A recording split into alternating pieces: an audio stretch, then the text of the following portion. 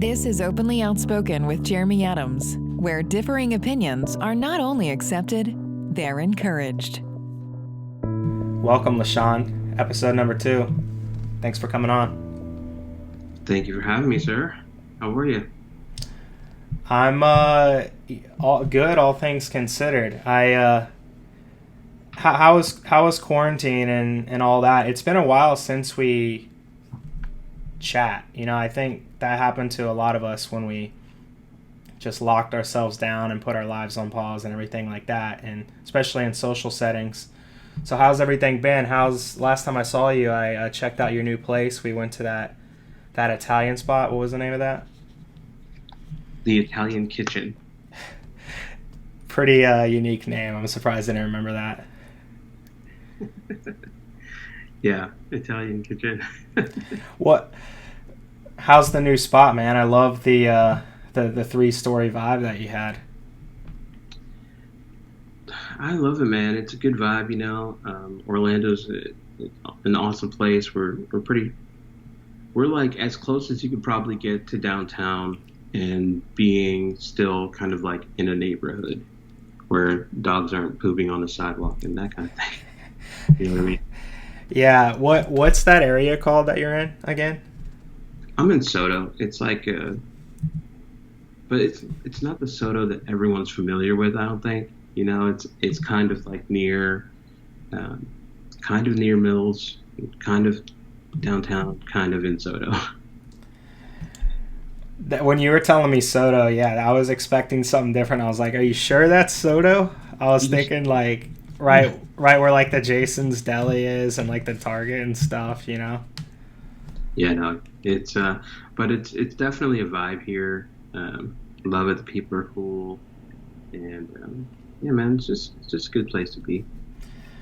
Yeah, we also got to get a game of Madden, and I've been kind of scared, honestly, that I'm undefeated. I don't want to mess that up. I started playing for a while because you got me into it. After our game, I started playing more franchise mode and building my team, and I just love like the roster management side of it. I don't know if I ever told you this, but there was a guy I was playing on Madden since 2005. I don't know. Actually, that's 2004 because it comes out a year ahead of time. Remember the Ray Lewis cover, the first hit stick?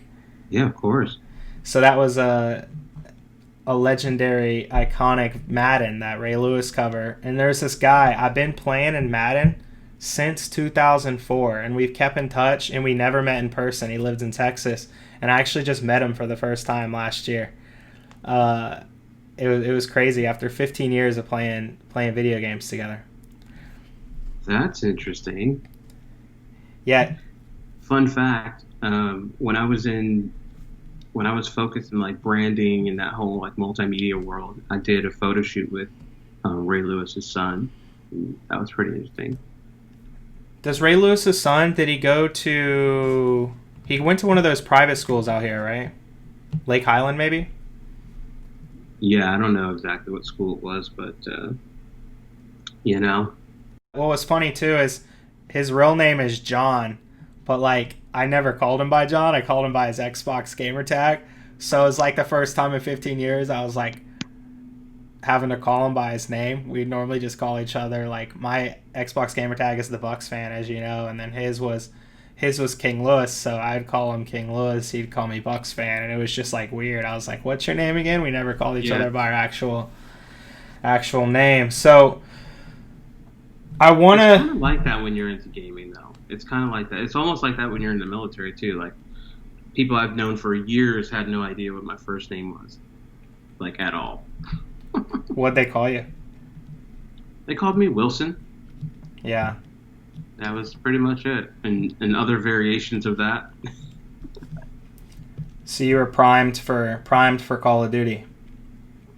I mean, I was into gaming before I went to the military, and also like when we weren't like doing all kinds of military things, we would still game. We would get like all these computers or Xboxes together. We didn't really do the computer thing, but we get all these Xboxes together and play like Halo 1 and all that kind of thing. It was a vibe. That LAN party day? It was kind of like that, you know what I mean? Kind of. LAN parties, kids these days will never understand how much fun a LAN party was because it was in person, the energy and the vibe, and just getting four Xboxes together, 16 players if you could somehow wrangle together 16 people in person. I mean, the energy was just insane. Yeah, it was way different, dog. Way different. I loved it.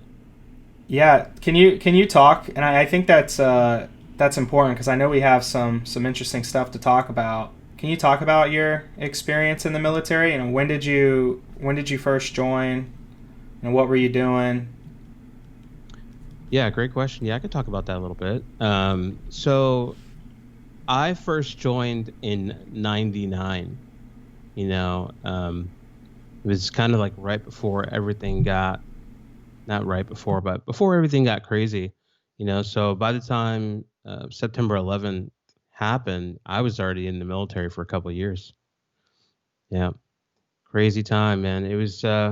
It's so weird. It's so weird for me, now because people that I served with or came in like behind me are like really, really high ranking now, like high ranking officers or high ranking enlisted.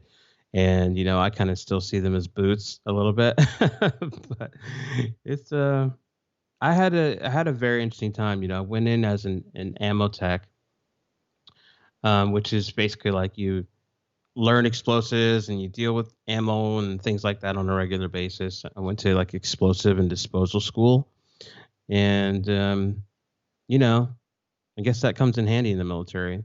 I was doing that for a couple years. I went Marine Security Forces, which is more of a like a high speed, fast team unit, or we were counterterrorism response unit, so we'd bounce around, kind of the world and stuff. And yeah, it's weird. It's weird for me now because like I've been off of active duty for a while, and it's almost like it was a different lifetime in a way, just because my life right now is so normalized.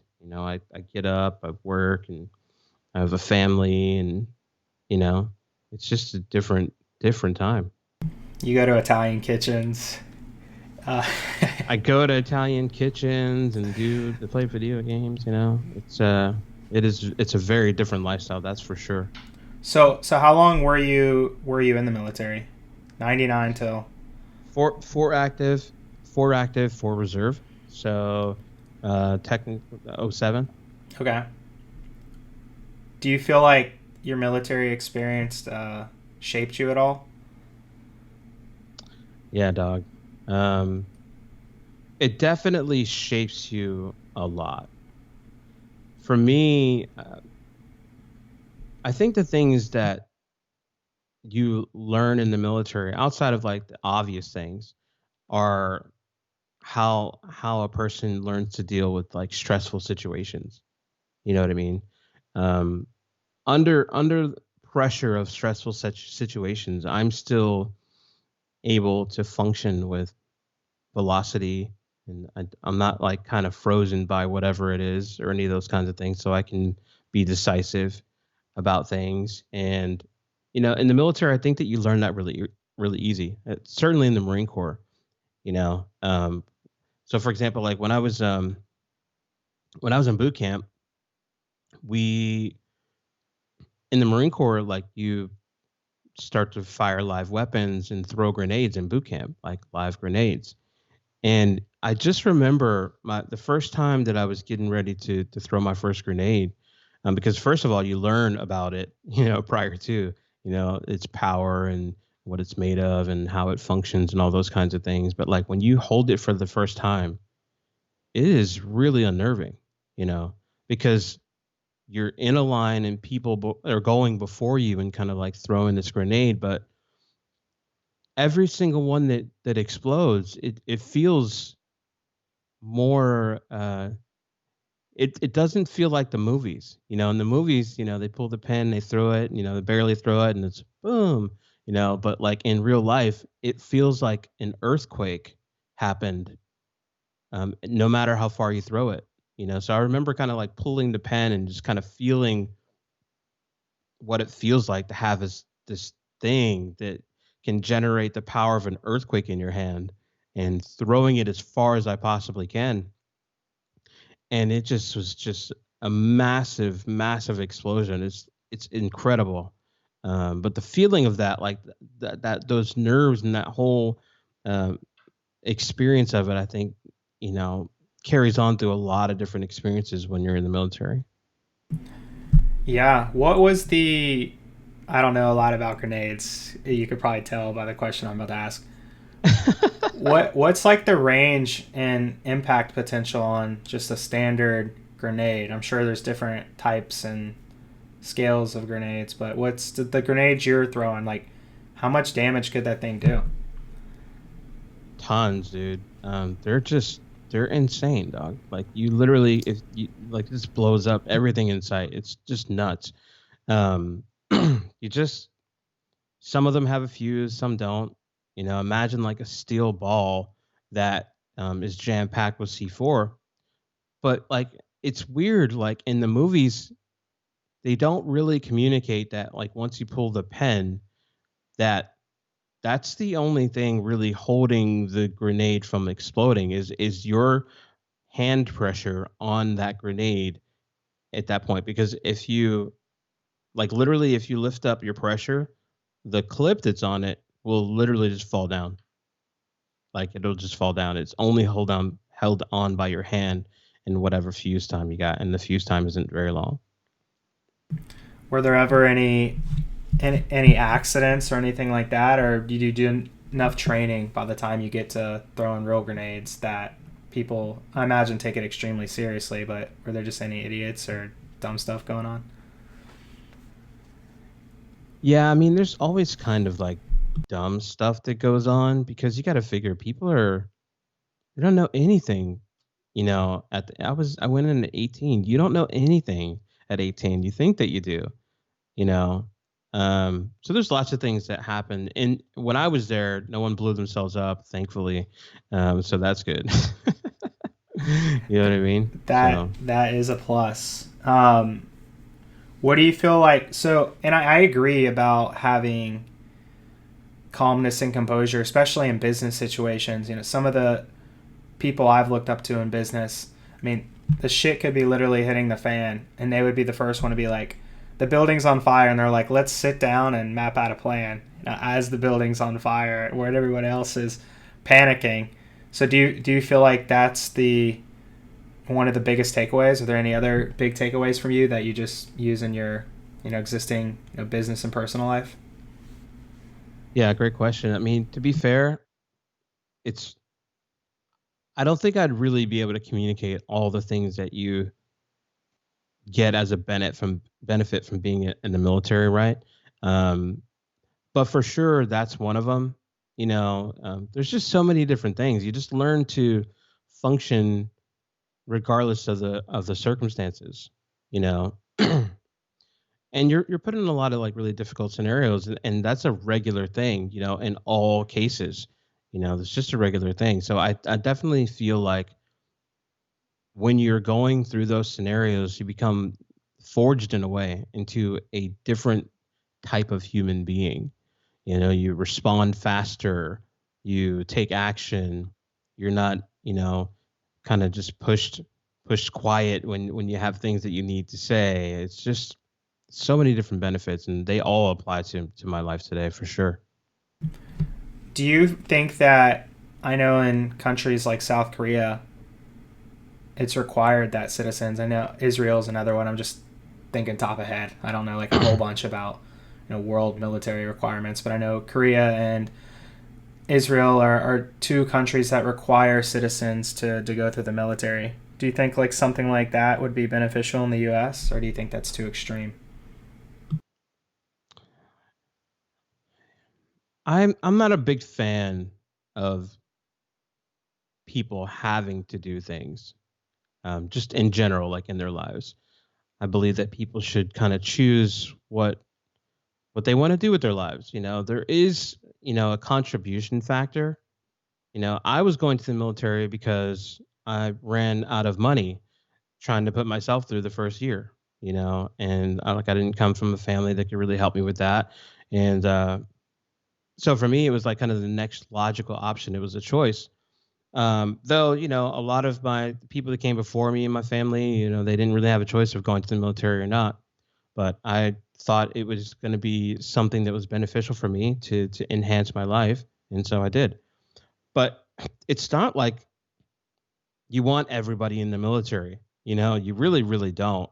There are standards and there are things that you need to be able to do and face, and you need to have a certain, education level and understanding of things, that I think make a difference. You don't want a complete, total idiot beside you, like saying, I got your back, but they can't run. It's not a thing. And maybe they're good at other things, but like in the terms of being a soldier, it's they're picking the right people, I think, for the most part. Yeah, as you were saying that, I'm just picturing a bunch of unhealthy Americans improperly throwing grenades. I'm just like, yeah, Dude, that'd be a disaster. I dude, I agree with that. Marines are 100% professional, military people.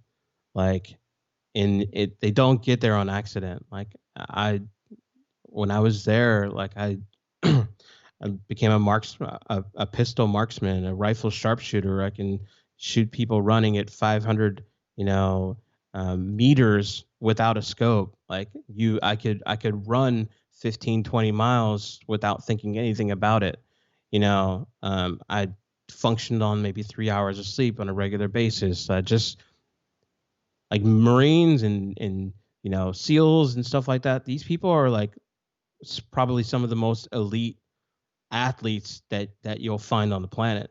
Like, we'd hike 80 miles, and like, it's just, I'm talking about elite. And when I was in high school, like, I was a pretty good athlete in general. Like, I went to states in track and regionals in wrestling, and just all kinds of different things. And that translated for me from a physical standpoint over into the military. But these people are not a joke, dog. They're not a joke. I ran a 4-minute mile. If that puts anything into perspective for people, they drop us off in the ocean. We'd swim back and do beach runs and carry a tree for 15 miles. Like, it's just not everyday people would just be like, oh, I can just do that, and it takes some development, but a lot of that is mental. Yeah, well, I'm happy to hear there's some sort of strict filter on who they're letting in. So Yeah, dog. that that gives me more confidence in case of a World War III. Yeah. Oh my gosh, yeah, man. But I'm proud to be a Marine, that's for sure. And there was definitely a time that it took, like, when you leave active, to kind of like reacclimate yourself into civilian life, because it's so different. It's so different, and it took me probably years before I functioned in a way that I would consider normal. Yeah, I mean that's an important topic. And do you feel like the country does enough currently in responding to mental health side effects for people coming back and leaving the mill? No, no, not at all. Which is, for a military person, that's just another circumstance to deal with, right? But no, I don't think that they do. I think my views around military and the participation of that have changed a lot since I was, a young man too, right? Because I went in at 18, and I didn't really notice that there were recruiters in my neighborhood or at the malls near my neighborhood or at my school, versus like other more like affluent neighborhoods. It's just not the same. They're kind of, in a way, they're looking for their ideal target, and for people that don't have much, it, that's the perfect place to be. But in a sense, what that really means in a lot of regards is that they are willing to put lower valued children's lives in harm's way in order to protect the country.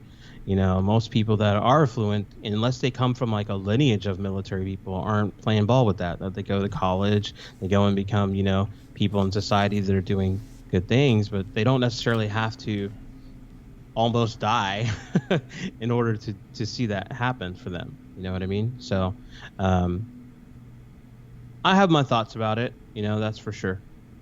I know COVID obviously is extremely controversial, and the deaths associated with it. And in my head, I'm just like, our country has a history of of sacrificing lives for things. And that's just, I'm not saying it's morally right or wrong. It is just kind of what our country and other countries have done and other civilizations have done since the beginning of time. And I don't know if, when you put, young guys like you in the military, what the country, the federal government is saying is, hey, in case of a war, these lives are going to be the ones that protect our national security. And so not only that, that's the federal government saying that's okay.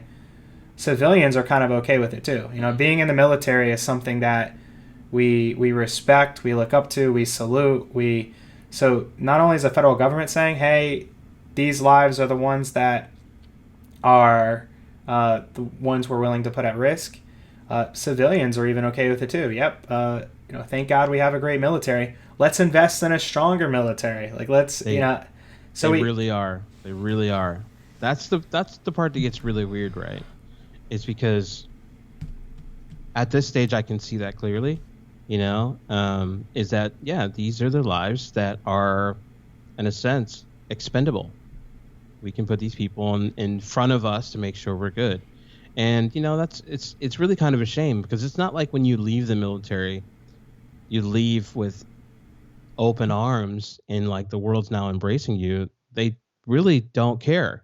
They say you won't catch most people saying, hey, I don't care if you're a veteran. I don't care what you went through to make sure we're good. I don't care. Most people won't say that, but they also don't really care. Like, as a veteran, my benefits usually extend to like $1 off at the movies and maybe like 50-cent ice cream discount. You know what I mean? Like, that's literally it. There's no like, oh my God, you have all these opportunities. You do get money for college, but like, to be fair, with the GI Bill, is something that you financially contribute to. So when you go in, you take some of your money that you would otherwise be earning to contribute toward your own college fund. So it's not even necessarily like you just get it, type of deal. So I don't know that there's a major upside in society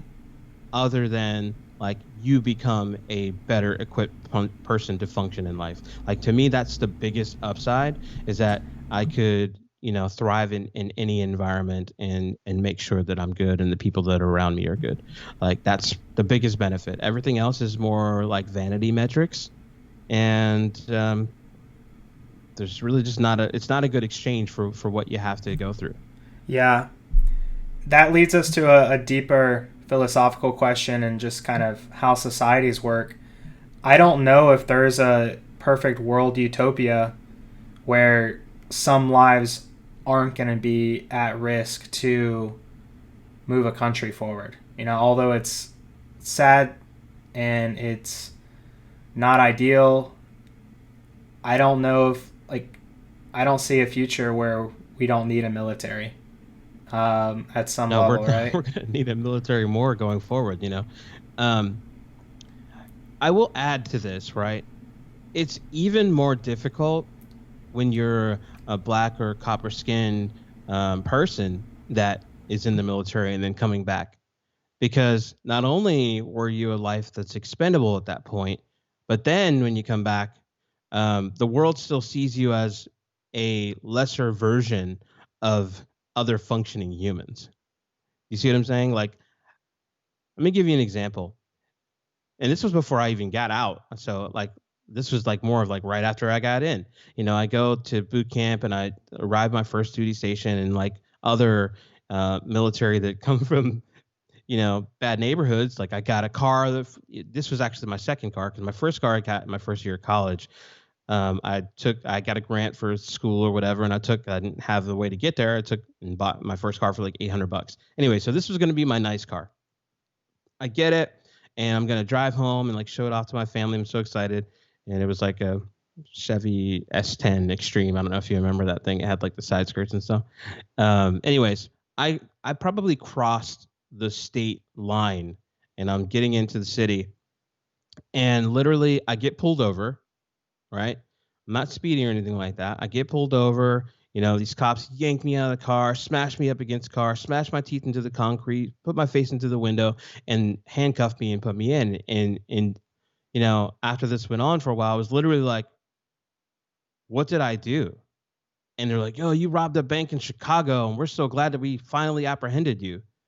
And, at this point, I had never been to Chicago. So I definitely didn't rob a bank there. I literally was just leaving a Marine Corps base, where in that environment, you're kind of recognized and appreciated for being a fellow Marine. But like the second you leave there, you're just another black guy.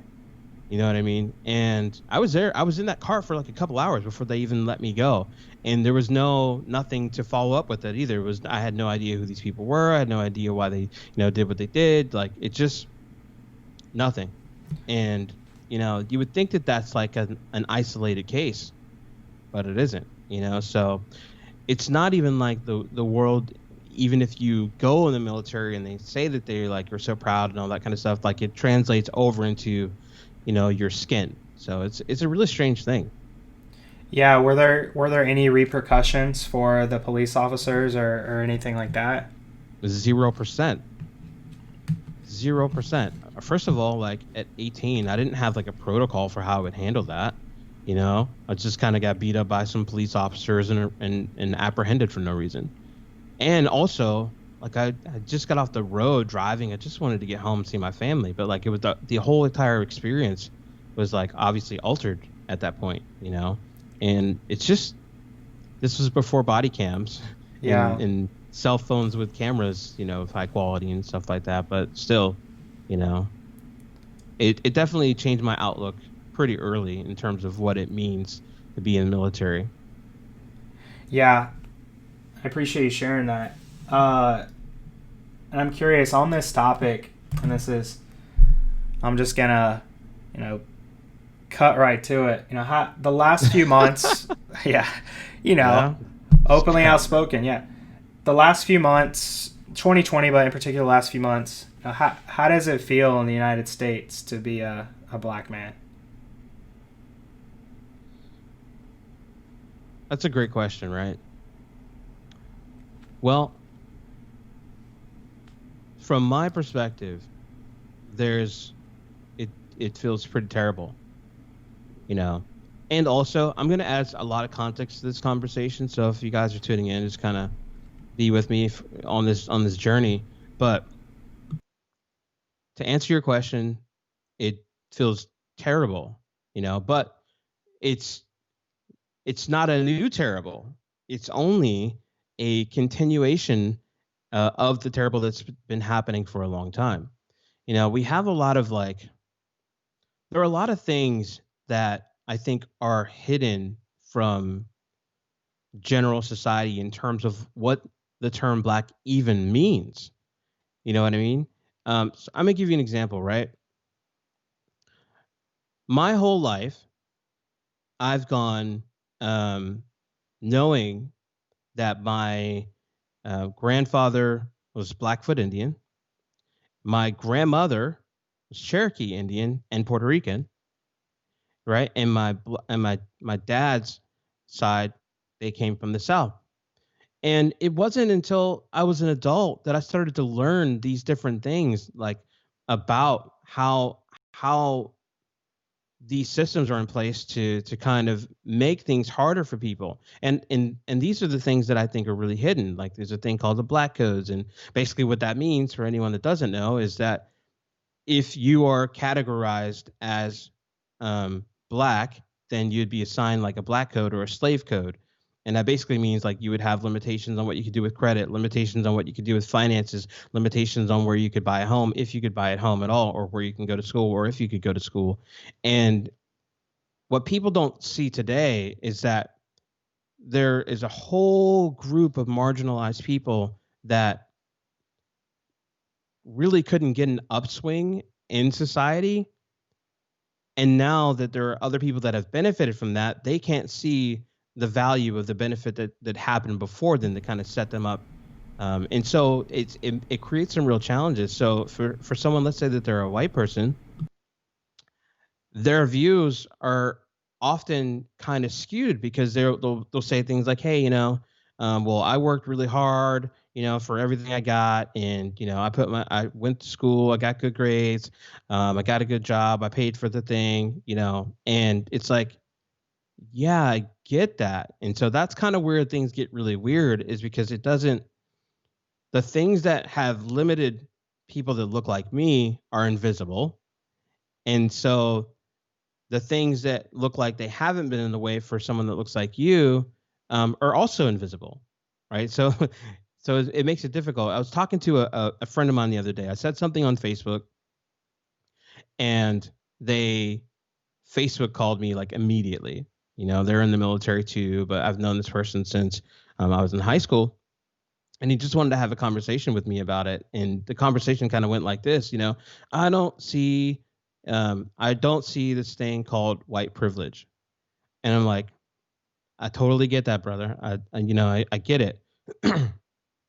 And I think to a degree, it's not necessarily like a privilege to be, not to have people trying to hunt you down in the street. I don't think that's necessarily a privilege, but what I was trying to paint for him for some context, is that I asked him, like, how often do you leave your home and you are worried that if you get pulled over, you could get murdered that day? Or how often do you not dress a particular way so that the world doesn't perceive you as a threat? Or how often do you talk to your kid before they leave and say, hey, look, you better not have a hoodie, and if you see cops, walk away? Like, it's a whole different world, because a lot of people experience cops as like the saviors, and like they're coming to provide the safety. And for someone like me, safety has never been a part of our conversation. It's never even been available as a possibility. Can I ask you something on that? Yeah, sure. I think a lot of what you said is really good. I have a couple questions. The hunting in the street, I mean, do you really feel that way? I mean, when I hear things like police reform and making police more personally liable and increased police training, which I think almost all of Americans can agree on that when you hear that they do almost no training. But sayings like feeling like I'm going to get hunt down in the street, I mean, is that to me sounds a little extreme, and the data just doesn't support that, at least from, I can't speak for violence like the situation you mentioned earlier. I haven't seen much data that talks about police violence that doesn't lead to a fatality. So that would have never been in any type of study. So that stuff I'm unaware of and ignorant of. But in particular, things like, I think LeBron James even tweeted something like this. I have to worry about getting hunted in the street. Is that how you really feel? And if so, why do you feel that way?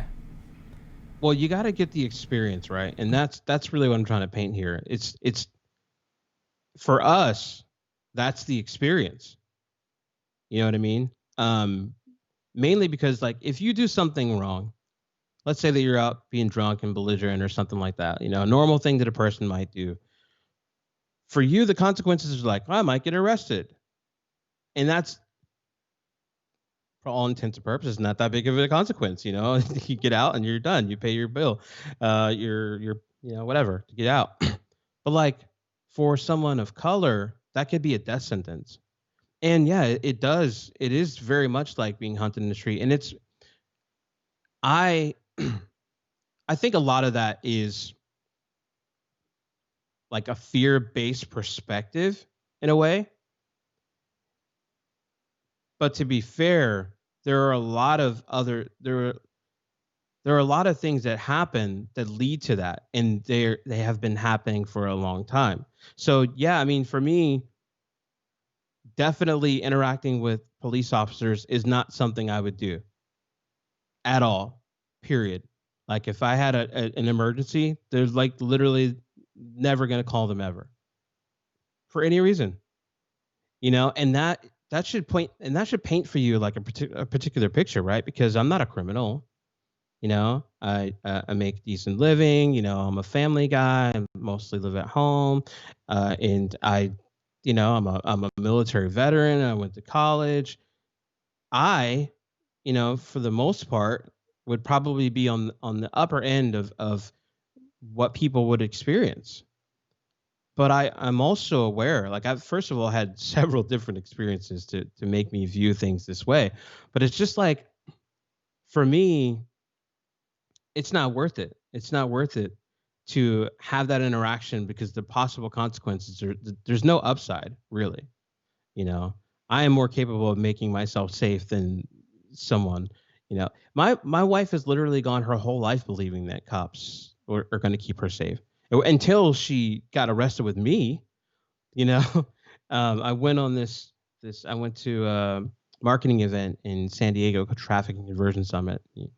I know you know about it. For anyone else doesn't know. Anyways, we went there and we went to go visit San Diego or something like that. We rented a car via Turo. We're driving along the PCH and started hearing this weird noise under the car, and literally the wheel of the car fell off the car in the middle of the highway. Shit. So the car obviously like screeches to a halt, like we're backing up traffic and we're stuck in the middle of the highway now. And obviously that's the time to get some support. And people called for support or whatever, but like instead of like coming there to make sure that we're safe, they came there and recognized that I was a black guy, right? And so all of a sudden it was like, where'd you get this car from? And grab me out of the car, rough me up, stuff me in the back of their vehicle and my wife, you know, and like literally she was like, what are you guys doing? What are you doing? We need help. And they're like, we are helping you, jam, you know? And so we're in the back of the car and she's freaking out, right? Because she's a doctor and she's this, you know, she's a white lady. She's not used to this experience at all. But like by virtue of being with me, she was pretty much an accomplice to the whatever, you know. And we were in there for a while before they even told us if we were getting out or if they were taking us to jail, like the whole thing. And literally all we did was have an accident happen to the car. That's a regular interaction for me, you know, which is a shame. Yeah, that's a really unfortunate situation, and that's really upsetting to hear.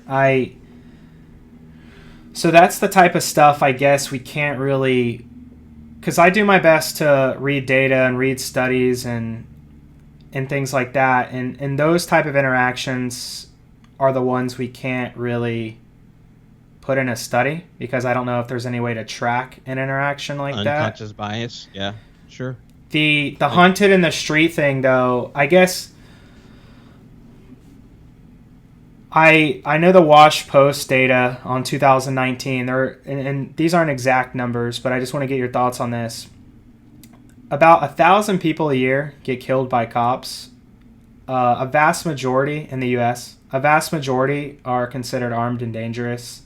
There were a handful of unarmed, which unarmed killings in my mind would point to racism or just some sort of either a giant asshole, untrained, or racism, or some sort of combination. Sure.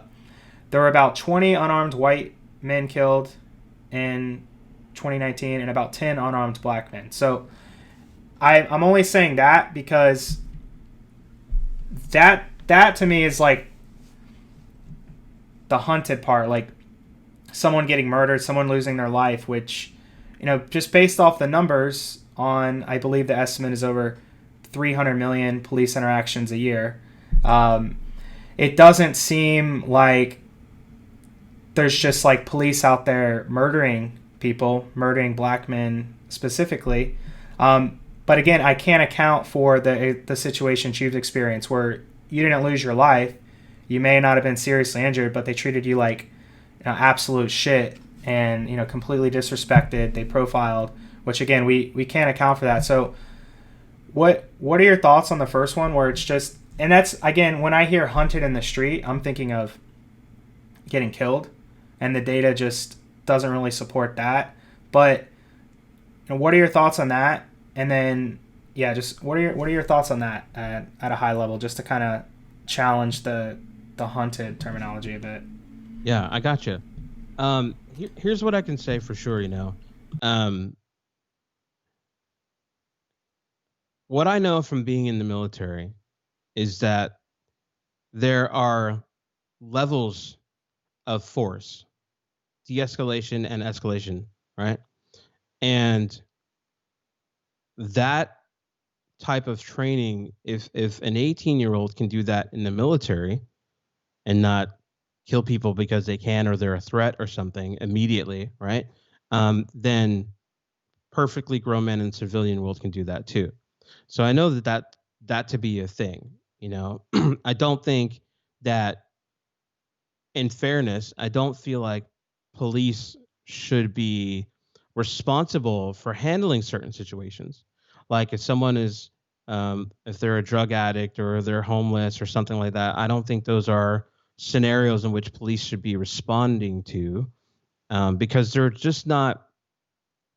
You know, if all you have is a hammer, everything looks like a nail. And I think that the kind of police function in that way, hammer the homeless, hammer the drunks, hammer the whoever, you know. I do believe that there is a particular common unbiased of how police function with people that look like me versus people that look like you know, and maybe that with the right scenario could end up in murder, you know. I think the real difference is that even when people are murdered, there is rarely justice that matches that thing. You know, as of late, that's becoming more of a thing, right? But that's more of a transparency thing. Like, hey, cameras, recordings, you know, people rioting and things like that. So a lot of pressures get put on other, you know, entities from a political standpoint. But otherwise, that would kind of just get tucked under. You know, I think there's a culture of policing in this country that has been geared toward really apprehending or suppressing brown people in a way, and that's been happening that way since the beginning of the forming of this country.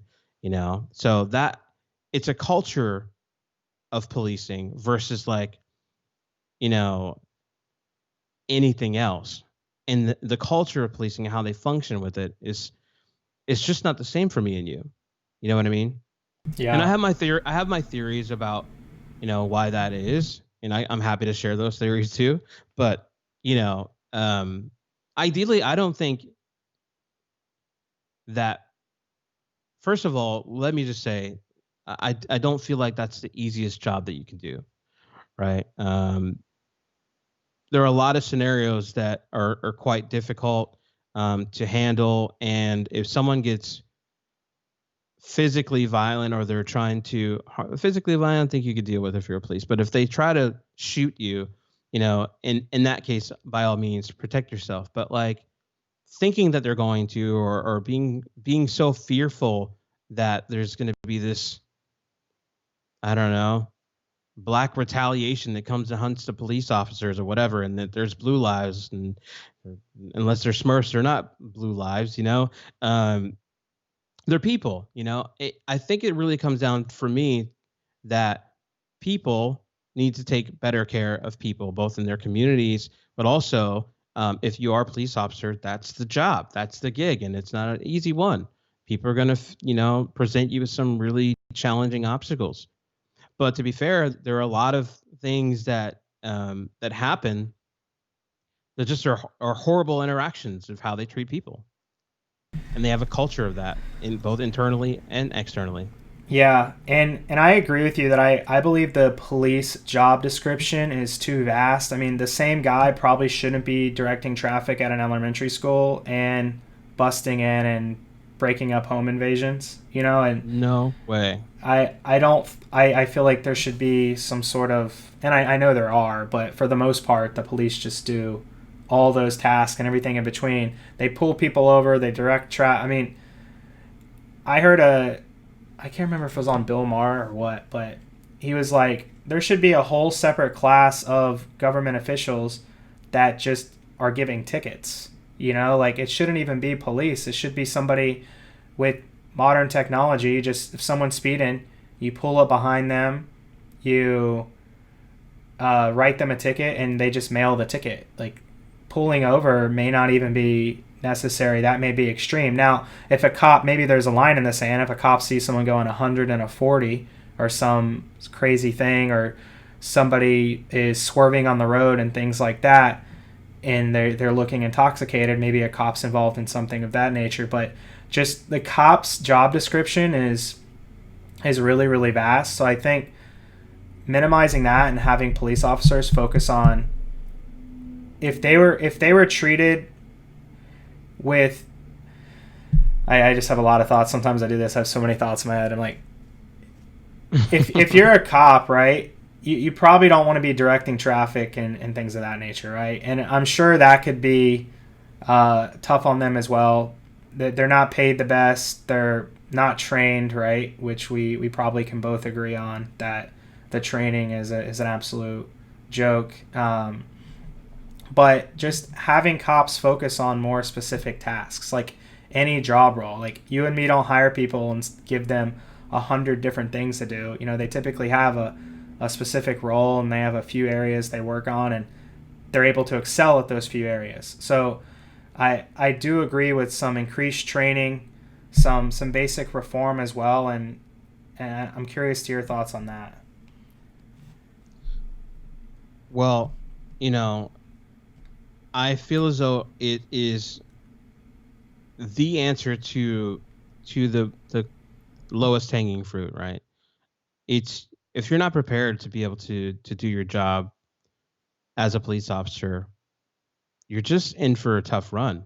You know what I mean? Like you shouldn't be able to go through like the academy and get a gun and then do all these things and get into the street and now you're expected to protect people. But you know, I don't know. Like I said, in the military, these people are 100% professional military people. And what I mean by professional is like I could break a gun down to its bolts blindfolded and put it back together. I could do all those other things. I knew all the backgrounds. I knew all of the statutes and things, you know, that were relevant to what I was working on. I had tons of training on it, both mandatory and externally for my advancement, to be able to prove that I was competent in different ways, you know. And I don't believe that type of rigor is carried over into who's interacting with most of the people in our society in terms of policing, right? And I don't think it just is limited, right, to training about functionality, right? Because that's a level, right? But if you're going to be a steward of the community in a way, you also need to be trained in like psychological things. You need to be trained in cultural differences, right? Because there's a different way that I might express a concern or a different way that I might handle a situation culturally than someone like you. I might use different words for that. I might have it, you know, there are a lot of different things that need to be met in order for that to continue. Now, I don't know if I'm like, hey, defund the police completely and you know, full anarchy and all that kind of stuff. That's not what I feel like. I feel like if there is an entity in the community, then that is supposed to be keeping people safe. That should be the job, you know. And often they do more to try to keep themselves safe than like when they run into scenarios versus then like keeping them safe. And a lot of people that end up in the, you know, becoming police officers wish they were in the military. They like take on this like militarized role against society. And not everyone. I don't want to paint everyone that way, right? Because I do have quite a few people that I serve with that were great Marines that are now police officers, which actually kind of leaves me in a bit of a bind about what I think about it, because I really love these people, these particular individuals, because I know their hearts and I know, you know, they actually see themselves as like sheepdogs to keep other people safe, and I bet that they probably function like that, but I don't see them policing every day. I just know who they were in the military, and I couldn't think of two better people, the two that are on top of my head, to be cops, because I think that they are skilled and they do care and they are compassionate and they are just better people to be in those kinds of positions. But they have a lot of other training in terms of what it means to keep cool and what it means to take care of a scenario. Like they're just they're built different, but they also had a different, background. So Yeah. I don't know, man. I don't think defund is the answer, but I definitely feel like allocating funds toward other things and then having, like you said, police focus on specific things. That's your focus. Do this, be this, and let these other things that can be handled in more efficient ways that don't put people in harm's way unnecessarily and don't, complicate their lives, for no money, also causing stress and things like that isn't the answer. Yeah, and I agree. I think defund the police. I mean, what defund the police actually means compared to what the message, like what the definition of defund is. Like, I don't disagree with reallocating funds and investing in communities if it makes sense, right? Or just something along those lines. But if we're talking about increased training, that's going to be more funding, right? And also, or different funding. Different right? funding, yeah. Because right now our police force in the country is highly militarized, which is really unnecessary. You don't need to turn our police into a military force because, one, they're not, right? So police shouldn't be buying, military vehicles and military weaponry and military gear to now deploy on civilians. Those things are meant for war.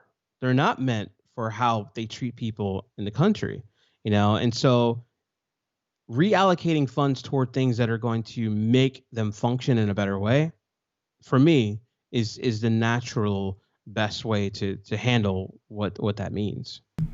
Yeah. You mentioned something about just there's a culture in policing of profiling non-white people. What do you feel is the solution to that moving forward? I'm curious. And do you feel this is, I'm assuming you don't feel this is all cops. You just, that's just an unfortunate minority. I'm curious to your thoughts as well. Because I know that the argument is one bad apple, like one bad cop spoils all. Like, I'm curious to your whole thoughts on the solution with the culture of profiling minorities, as well as the whole, like, it's 99% of cops are good argument. Yeah, great question. Well, I don't know that 99% of cops are good. I don't have that belief. I don't really share that, right? So if I have my way, I'm not interacting with any cops, right? But what I'll say to that is, like, I believe the culture of policing, like, so for example, let's take the George Floyd thing because that's so fresh for people. So you got the guy there. He apprehends the guy or whatever. He's kneeling on his neck. Like, to me, if I was a cop, I wouldn't allow him to do that. I would say, hey, man, what are you doing? Put the guy in cuffs if he did the thing, and let's take him to where he belongs right now.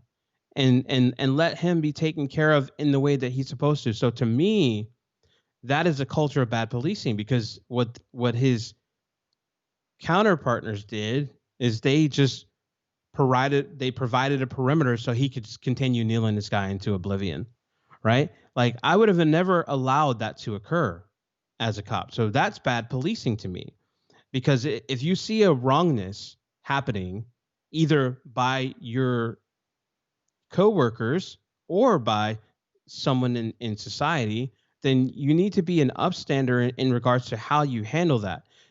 Like, I would have never allowed him to do that, ever allowed him to do that, regardless of, I would have been very vocal there. But here's the thing. Why I say culture of policing is, like, when people are vocal and they are inside of a police force, they run into a lot of consequences for being that way. They are often kind of forced out of those environments. They're put on the desk job, or they're demoted, or, their pay is cut, or there's, all these different things. So there's consequences to being an upstander. I'm just saying, like, that's why I believe the culture of policing is really the challenge here, because for people that are going there to do good, they are harmed in the process, of being different than how they function on a regular basis. Do you feel it's just a lot of those guys deep down knew their partner shouldn't be doing it and would disagree with it, but just were timid or scared to take action because of the consequences? Yeah, I mean, I think it's possible that in some regards they didn't have a sense of how negligent they were being about it, right? So that's possible. Like, hey, he's getting roughed up, and some of them had their backs to him, so they may have not seen to what degree this is really, bad for this guy's health. But also, like, for the length of time that it was occurring, they weren't helping to do it per se. They were just allowing it to be so. And to me, you just, when you're put in that kind of position, when your job is to make sure that safety occurs, then you can't be the usher of the opposite of that. That is, for me, domestic terrorism. So it's just, the consequences are so high for people that want to be upstanders inside of that culture, and for people that aren't actually showing, that they can do the hard job and they can handle the tough people and all that kind of stuff. I just feel like if I was a cop, I wouldn't, if I did have to apprehend this guy and put him down, I would have arrested him and put him in the car and took him to jail. I wouldn't have tried to knee him into submission until he dies. Yeah. And I wouldn't have said nothing if someone else was.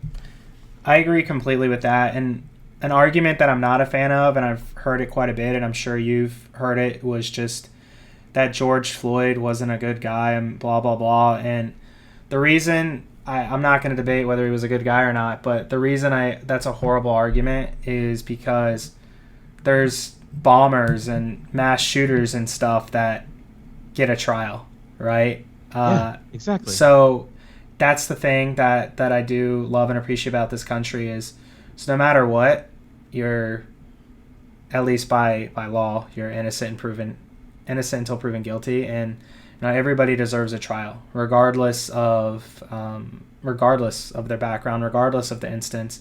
And it just shows you, mass shooters, bombers, people, serial killers doing really, really horrible things. Were handcuffed, put in a car, were able to get an attorney, taken away, and have a conversation about it, and have themselves represented. Absolutely. And that's something that we can 100% agree on, that regardless of his past, at the very least, he deserved a trial, deserved to have an attorney represent him, and just be treated like every other American should be treated, regardless of what they look like. Yeah, I agreed, 100 million %. And to be fair, like, the country just has a history of treating Black and brown people a particular way, both in government and, in policing. They just have a history of it. There's a lot of unconscious bias and narratives that paint for people who we are, beyond our own merits or beyond our own interaction. And that's really a shame. So I think the work for me is to change those narratives and to have those hard conversations, because it's really difficult to see someone as just some black guy when you know that my name is Lechon, and you know my kid's name, and you've been to my home, and I've been to your home, and we care about each other, and we'll do things to make up, to close the gaps for where we want to go in our lives. Like, that starts to transcend what it, like, I don't care what color you are. I don't care what shirt you got. I don't like, so I think that we have to do a better job at changing these narratives, because I think as a whole,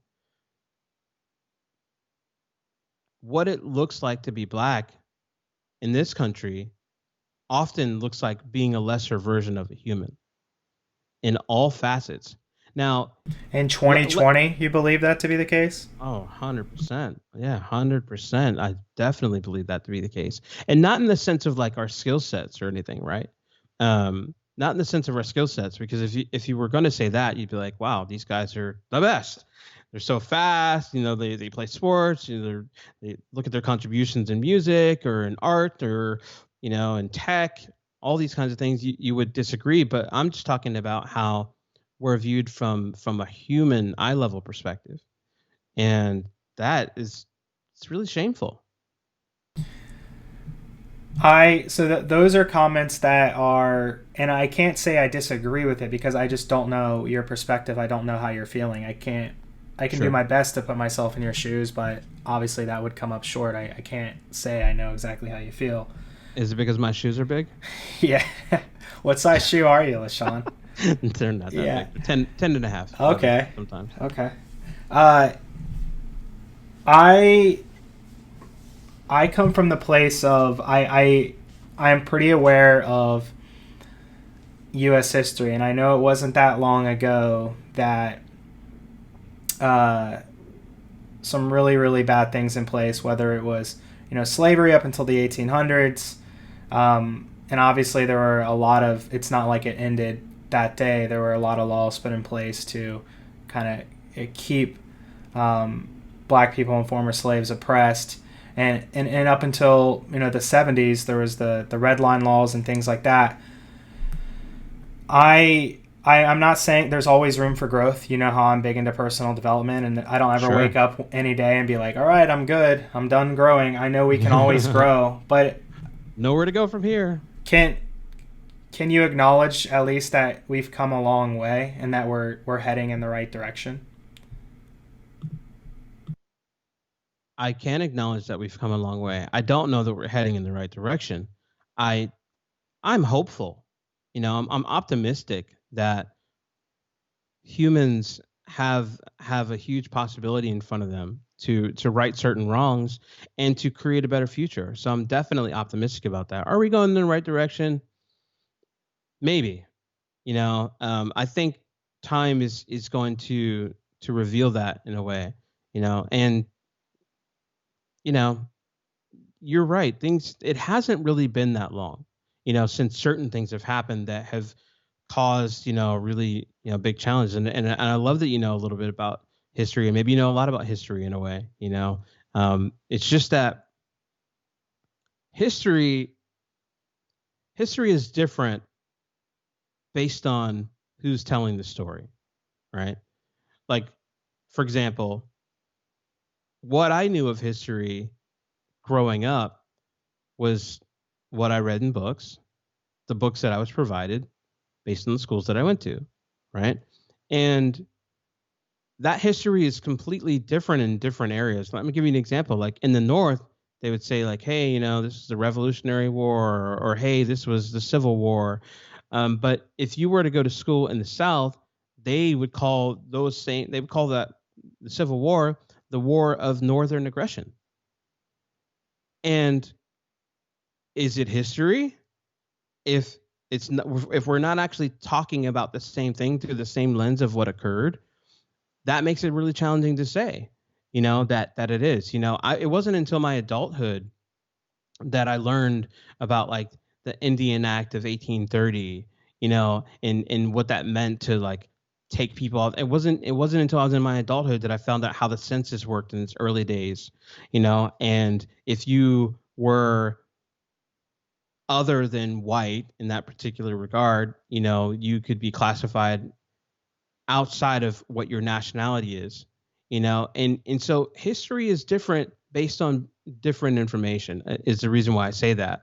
And I was kind of leading into this earlier, right? Because history would tell me, based on the books that I read coming up, that I come from slaves. They would tell me that.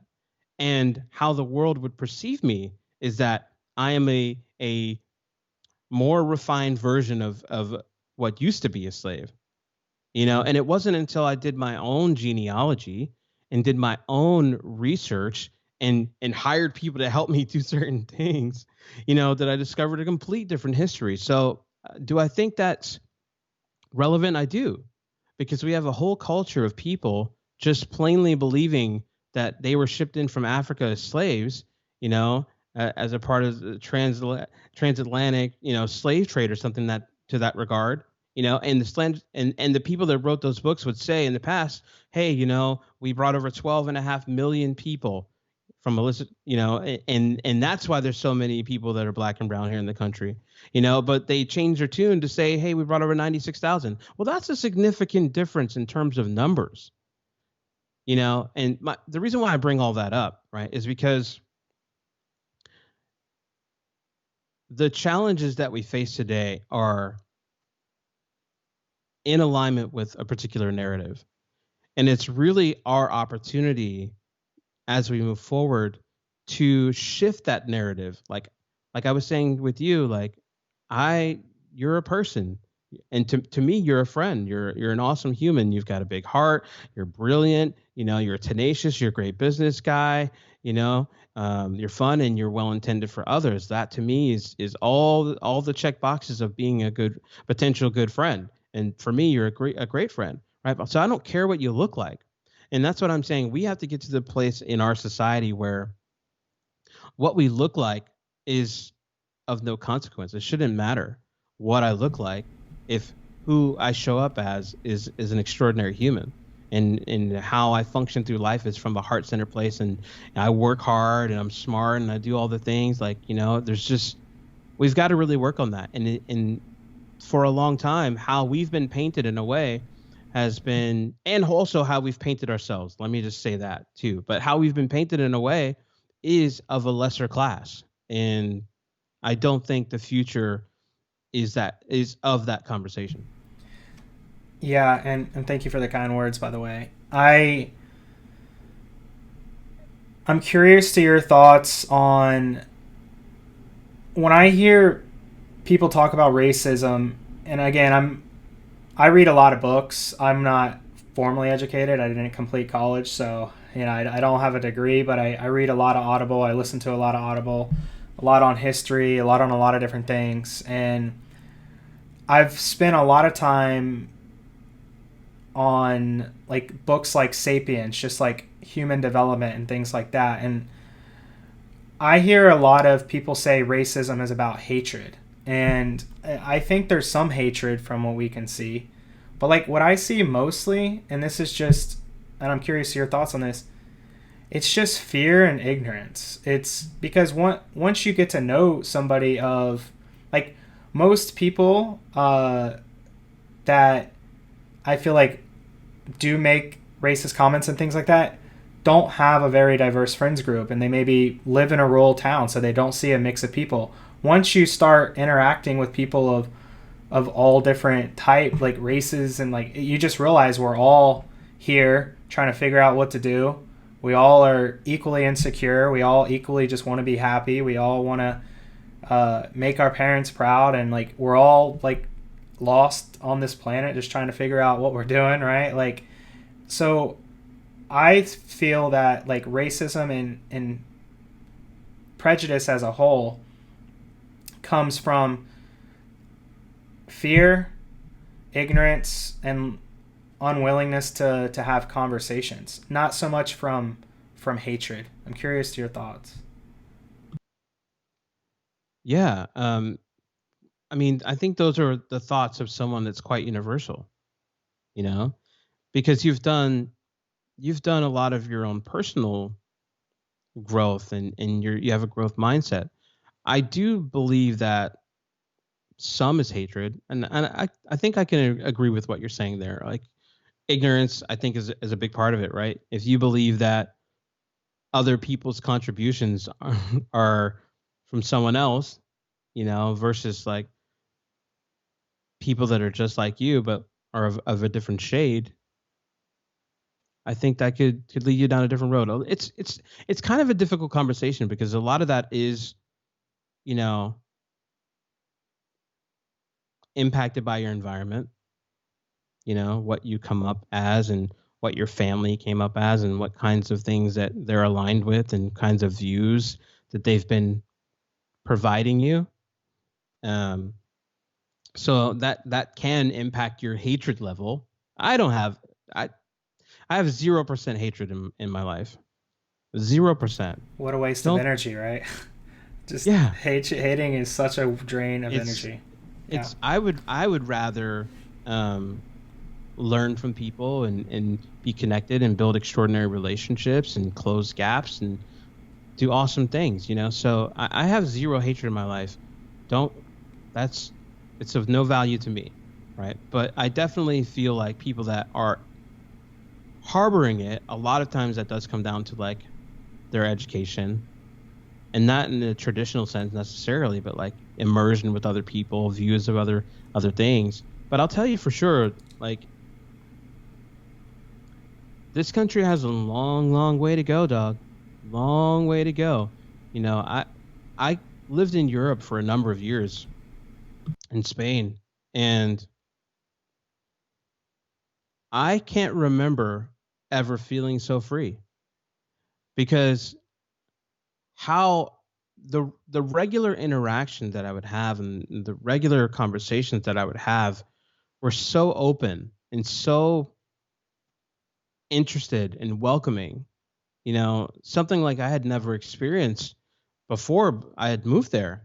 And then moving back to the States, it was almost like I was a brown shaded human, and that was it. But like, it wasn't until I moved back to the States where I recognized, oh no, I'm black here, you know. Do you feel that way? Experience. Do you feel that way even? And again, I appreciate you chatting through this, because it helps me learn. Like, all I do is see things through my lens, and when we're chatting through this, it's helping me understand things from your perspective. Do you feel, because I grew up in Ocala, and I always say Ocala because people know what that is, but I technically grew up in like the woods outside of Ocala, and in certain areas there wasn't a lot of diversity out there. So if you and me went to Ocala and maybe certain areas where I grew up, you would probably get a lot of looks. But like, I feel like downtown Orlando, we're very diverse, right?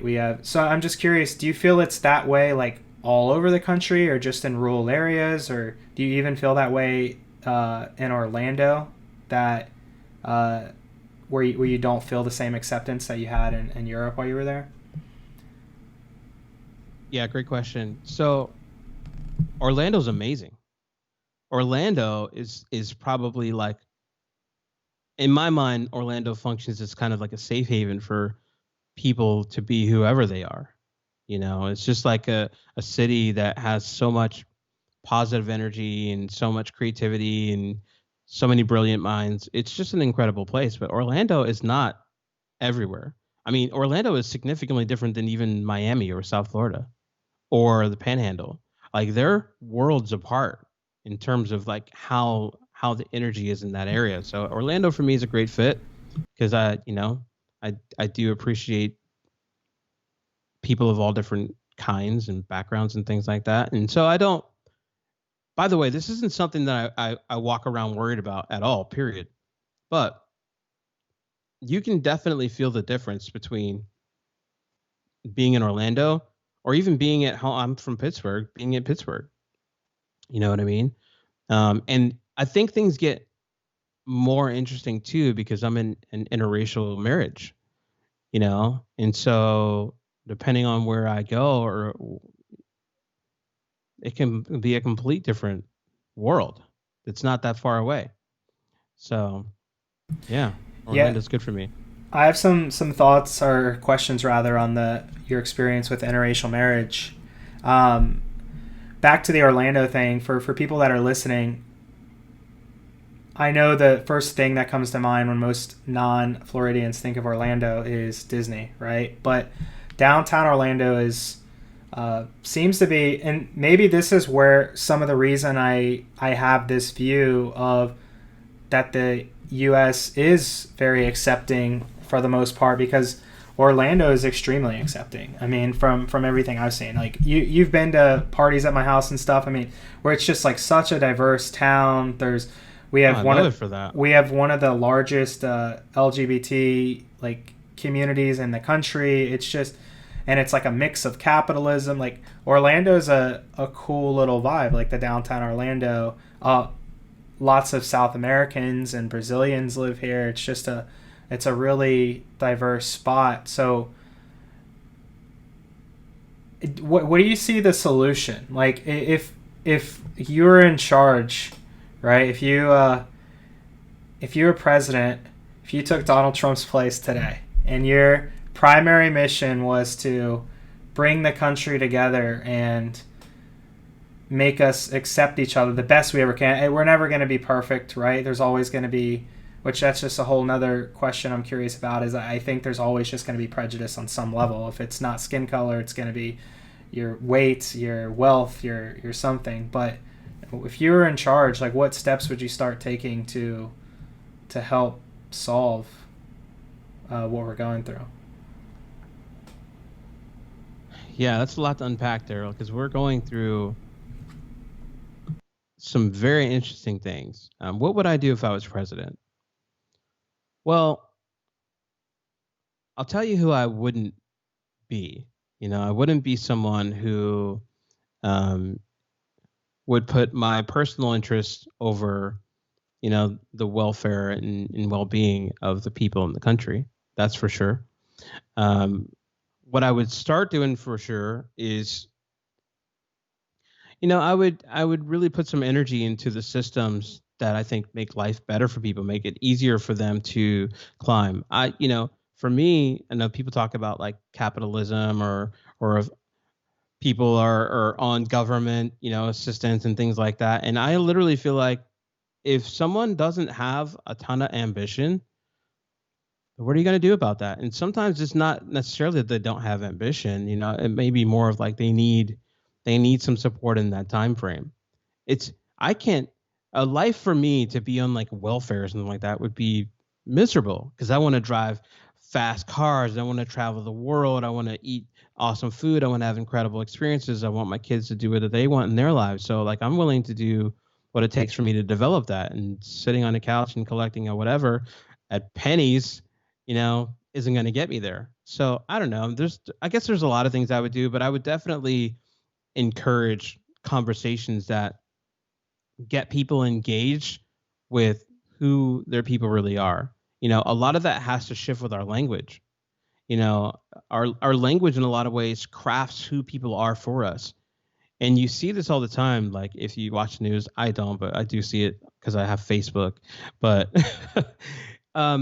we really have to be careful with how we describe people and how we describe scenarios, because it's really our creation hole when we start talking. For example, like if someone does something bad, in the news, and they're a brown person, they might describe them as a thug, or something to that degree, but if they're not brown skinned, they might say, hey, this person had, a mental condition and he really needs to get support. So we just really have to start leveling how we talk about humans and how we think about humans. And I think that's a really good start. I don't know what systems I'd put in place. I don't know what I would fund. I'd probably be a terrible politician, because I say what I think. I wouldn't be backing down from things that are difficult, or, trying to make people happy if my mission is to just make sure that they're taken care of. You know what I'm saying? So I don't know. I also think it's probably one of the most difficult jobs in the world. I can't think of a more difficult job, because every single thing that you do is incredibly scrutinized. Every choice or decision that you make harms or upsets somebody in some way. So I do think that it's probably really tough to be living in that fishbowl where the whole world is like your judge and jury. But yeah, I'm sure it's not the job for me. I'd rather be behind the scenes, cutting deals with my friend Jeremy here and taking over the world, helping to build awesome things that I want to see exist. And yeah.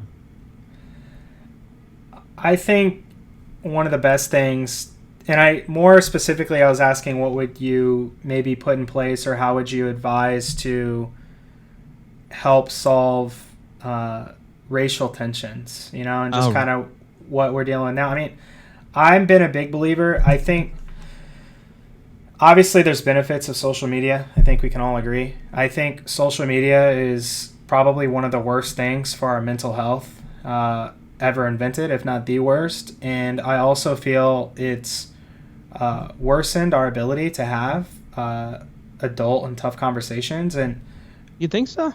And real life conversations. I think people just yell at each other and say stuff on social they would never say to their face. I don't think that's good. That I can agree with. Yeah.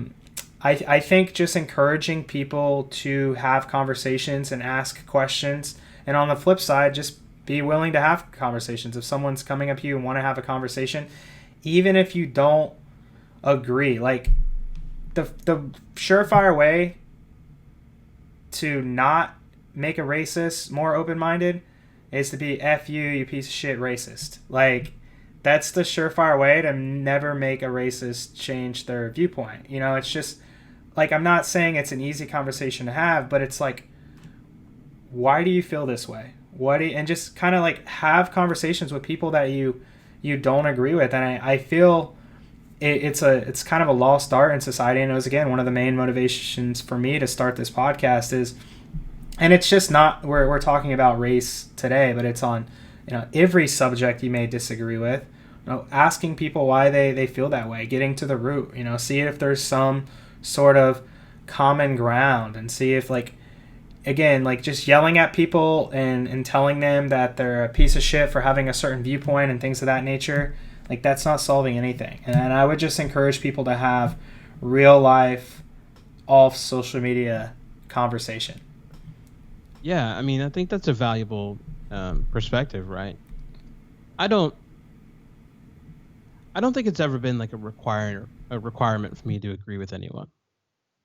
If you have a different view, like, I'm open enough that I'll listen to that, and I may even shift my view based on how strong your argument is, and how, because everyone has different lenses in which they see their life through, right? And so it provides different perspectives. So for me, one of the greatest things I've ever done is just been open and curious about people.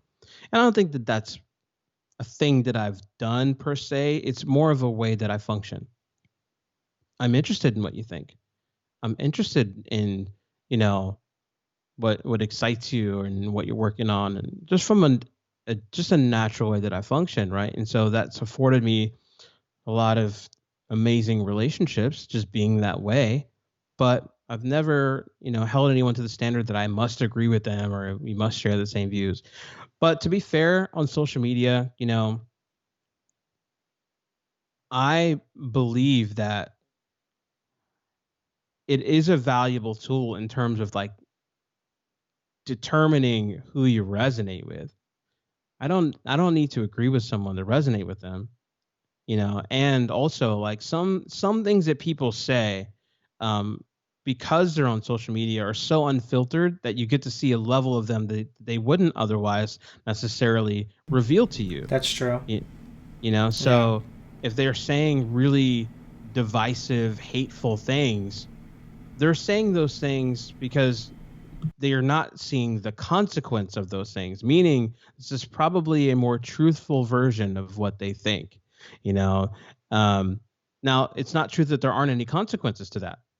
There are consequences to it, but it gives people the feeling that they don't have consequences for being that way, and so they're happy to present them. So for me, it's great for a filtering system, because, like, if you go on and you rant and you have something upset or whatever, or that you're saying, but it's like a really hateful, mean, poison-filled view, then that gives me a sense of, like, who you are beyond what you're saying. That's who you be.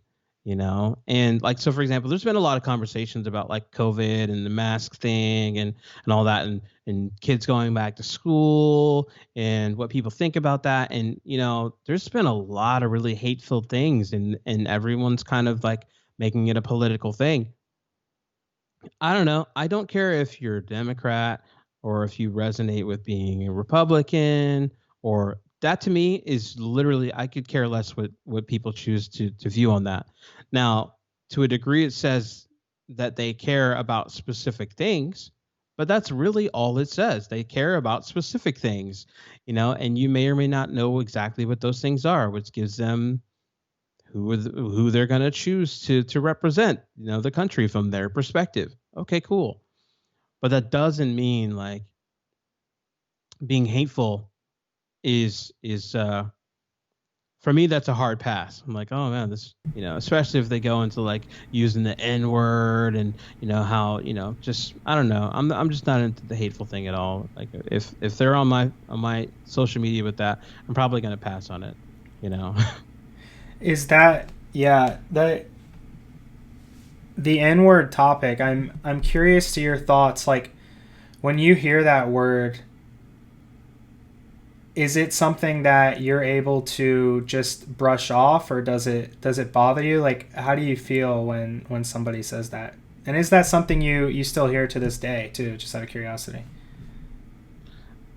I don't hear it very often. I don't think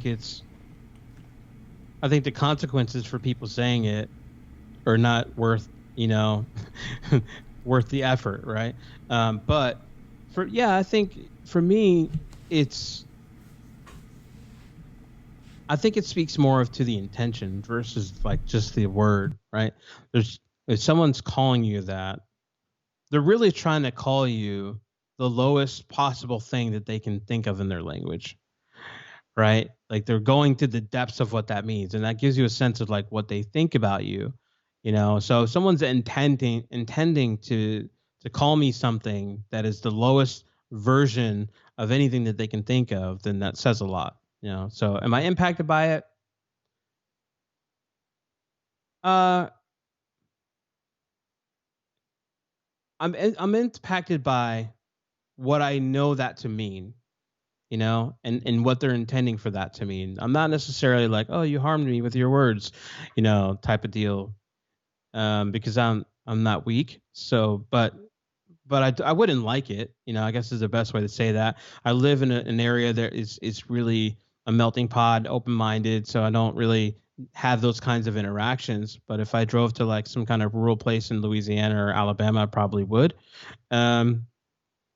Which is it's less about like the word and more about like their intentionality behind that, and does it escalate from there, right? Because if I get the sense that you want to cause me bodily harm, to follow up with your mean words, then how I'm going to handle that scenario is significantly different, So I guess it just depends. Yeah, and that makes complete sense. I think about when I hear that word, and I'm just like, what's the worst word somebody could call me as a white guy? And and again, I'm just being blunt on the podcast, that the two that came to mind would be like a rapist or like a child molester or something. I'm just like, what would be the two worst things somebody could call me? And I couldn't think of anything worse than that. And if somebody called me that, I feel like unless it was like you or somebody that was like a friend of mine, I'd be like, that's kind of mean. Why would you say that? Like, I would like get to the root of that. But if someone random called me that, I'd probably just be like, what the heck's their problem? Like, I'm not going to, anything they say from here on out has no credibility, and I'm probably not even going to listen to what they say. I'm like, is that the healthiest viewpoint to look at when people call you things? And again, I can't see from your exact lens, so I'm asking, but it's just like, if people are always going to be assholes, and it's just like, if someone says that, it's just like, how miserable are you to just like insult me and we don't even know each other? Like that says a lot about where you're at. What I think is interesting about what you said is that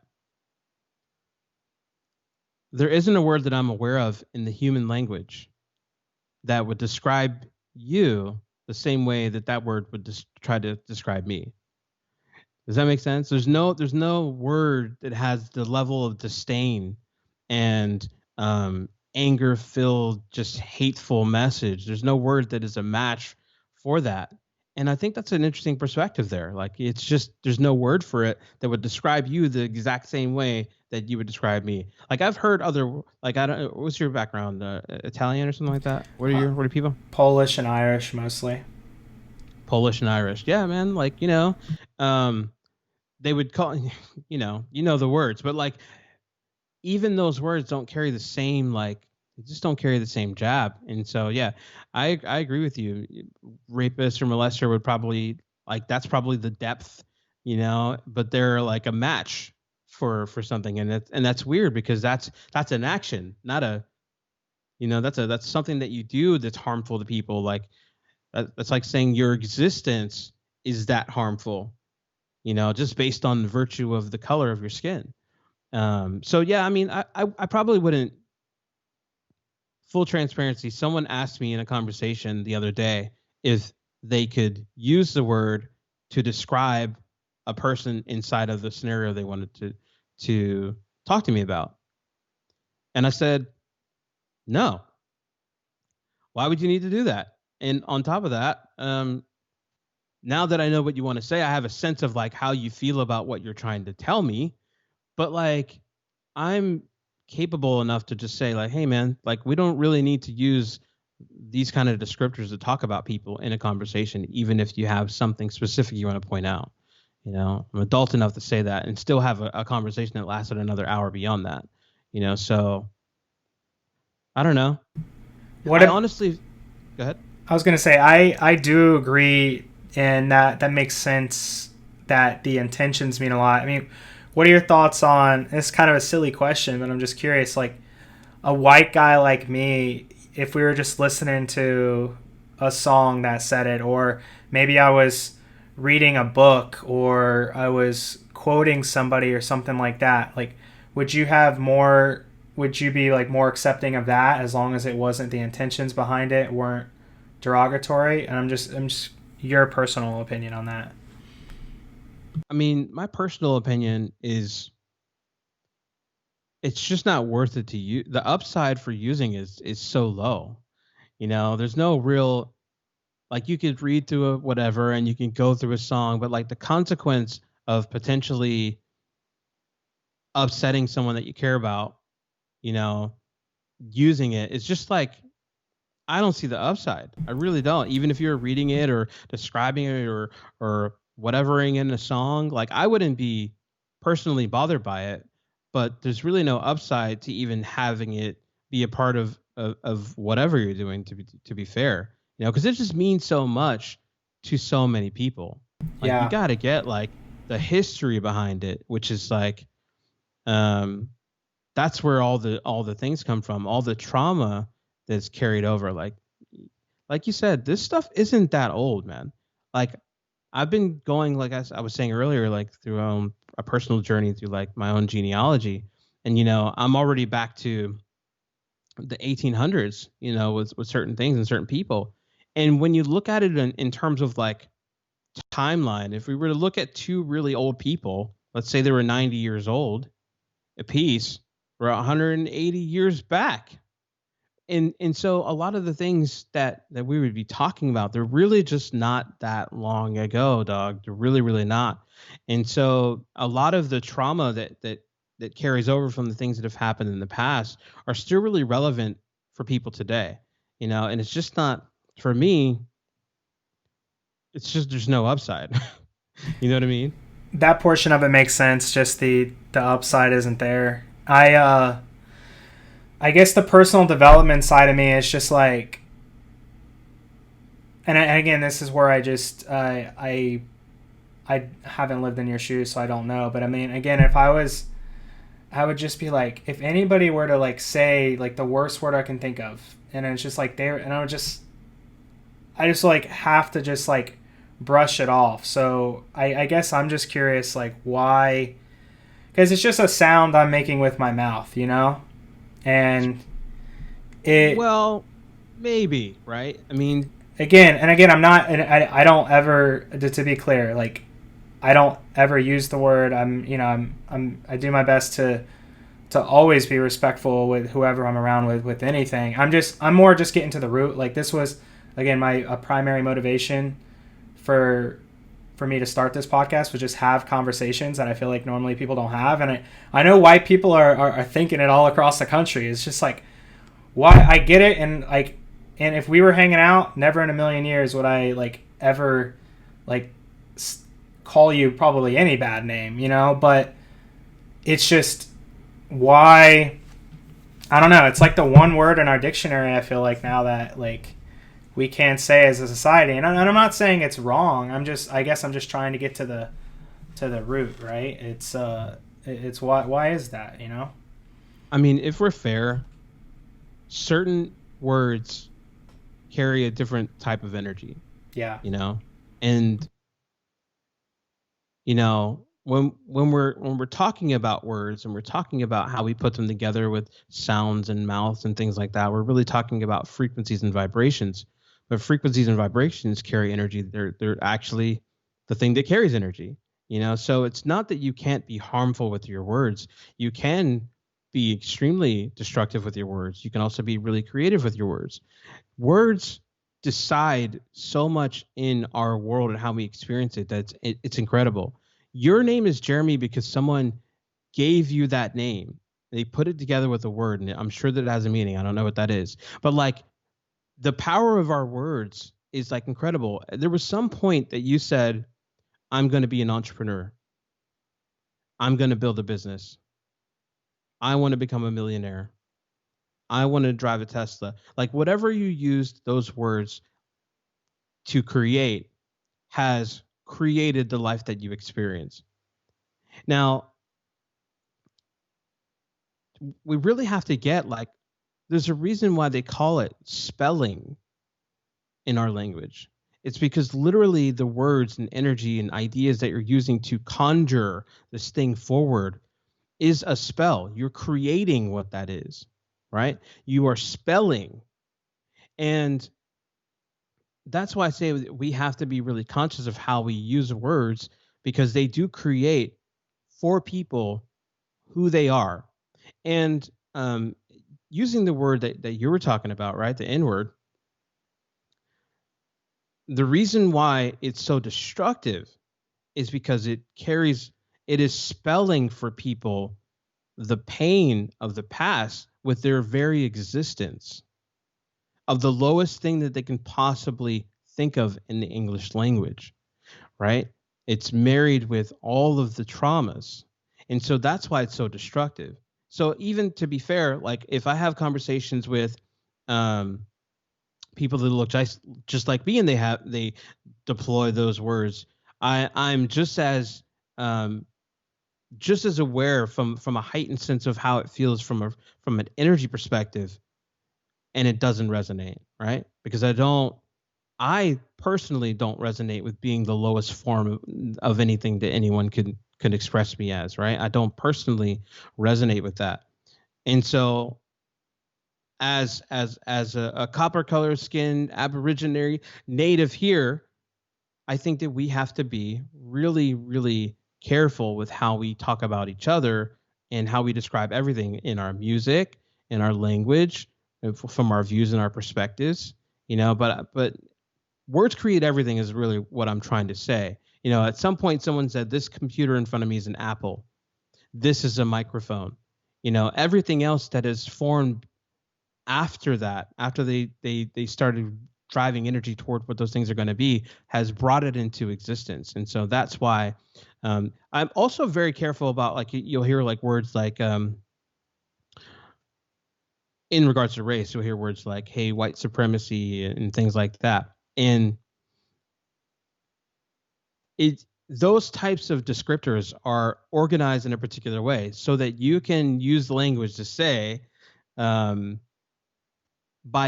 the very virtue of its existence, that these people are supreme. Their contributions are above the rest.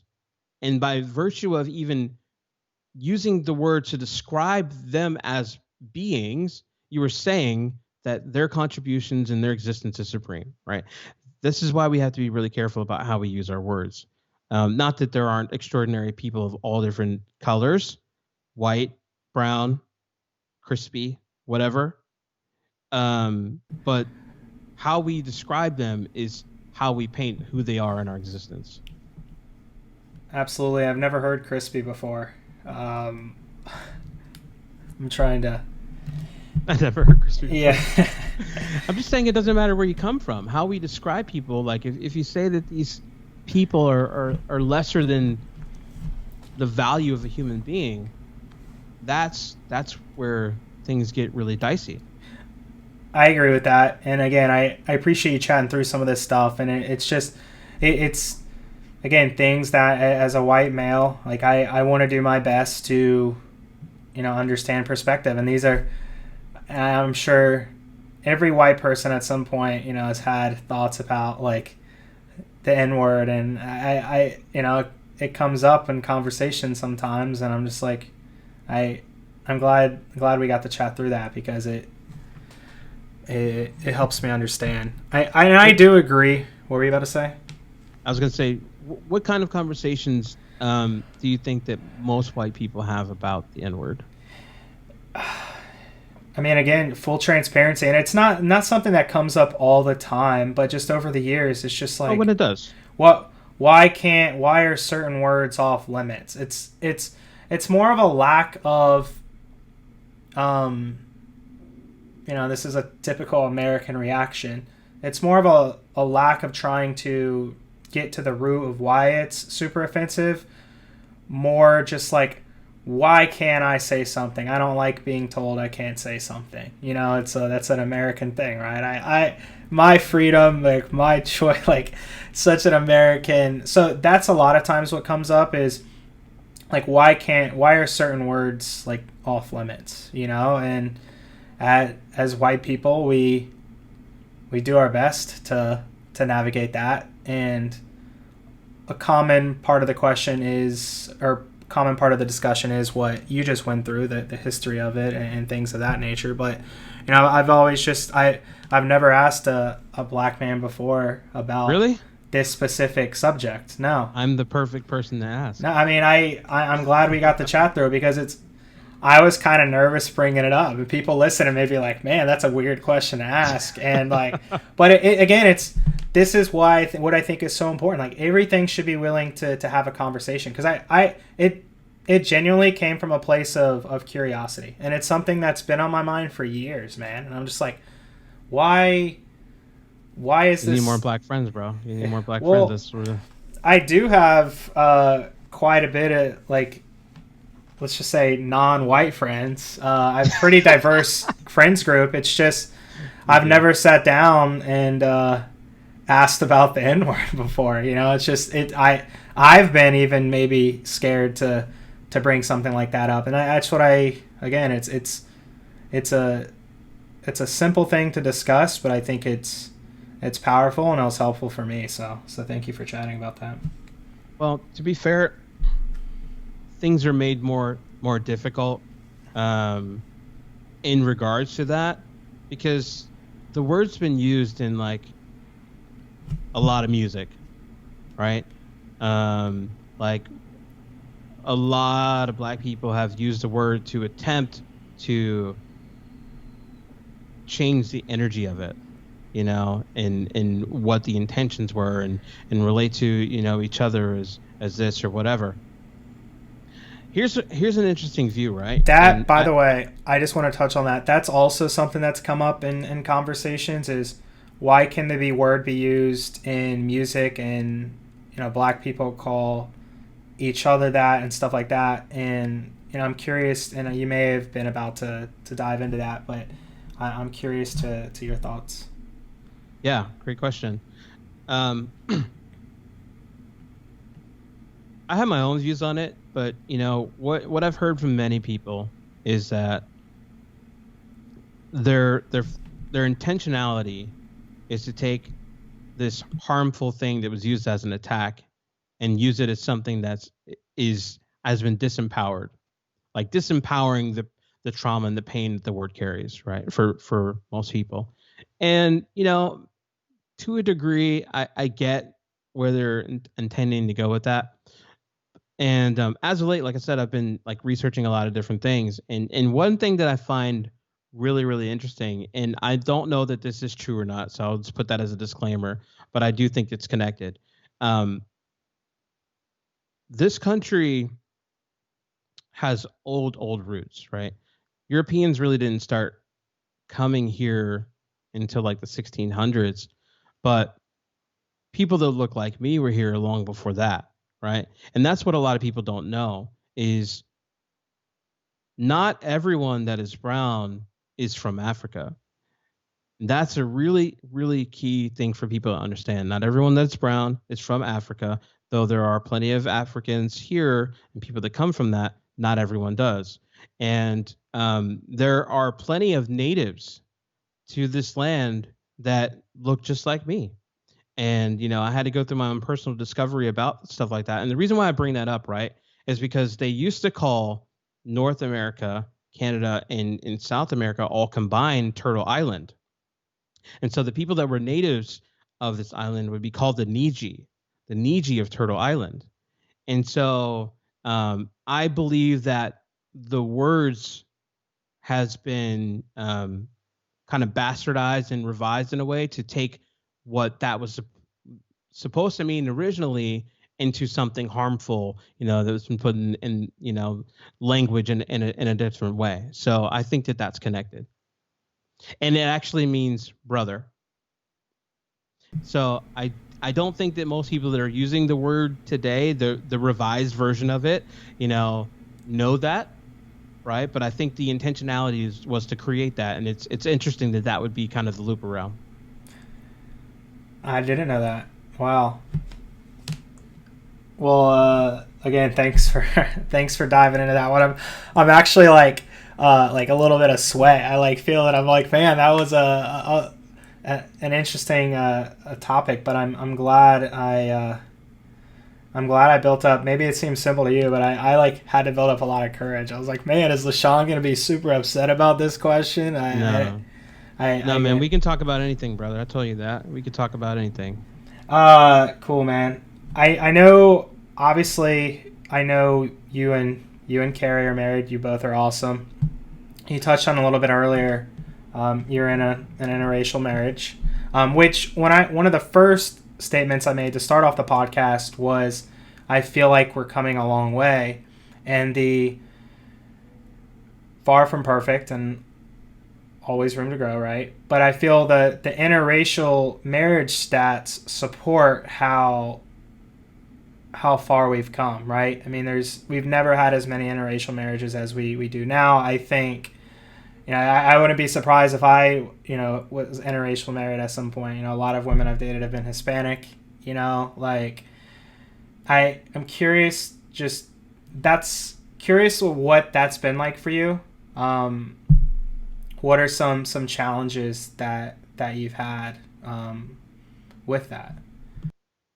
Yeah, it's a great question. Well, I think what has been like for me is like a constant learning process, right?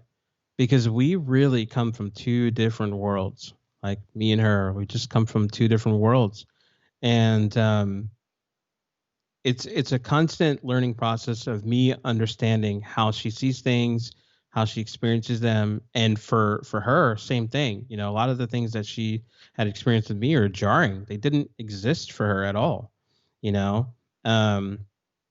So I think it definitely comes with certain challenges, like certain words being used or certain phrases, but also just certain views of things are, I think, challenges and opportunities sometimes, because we just come from two different worlds.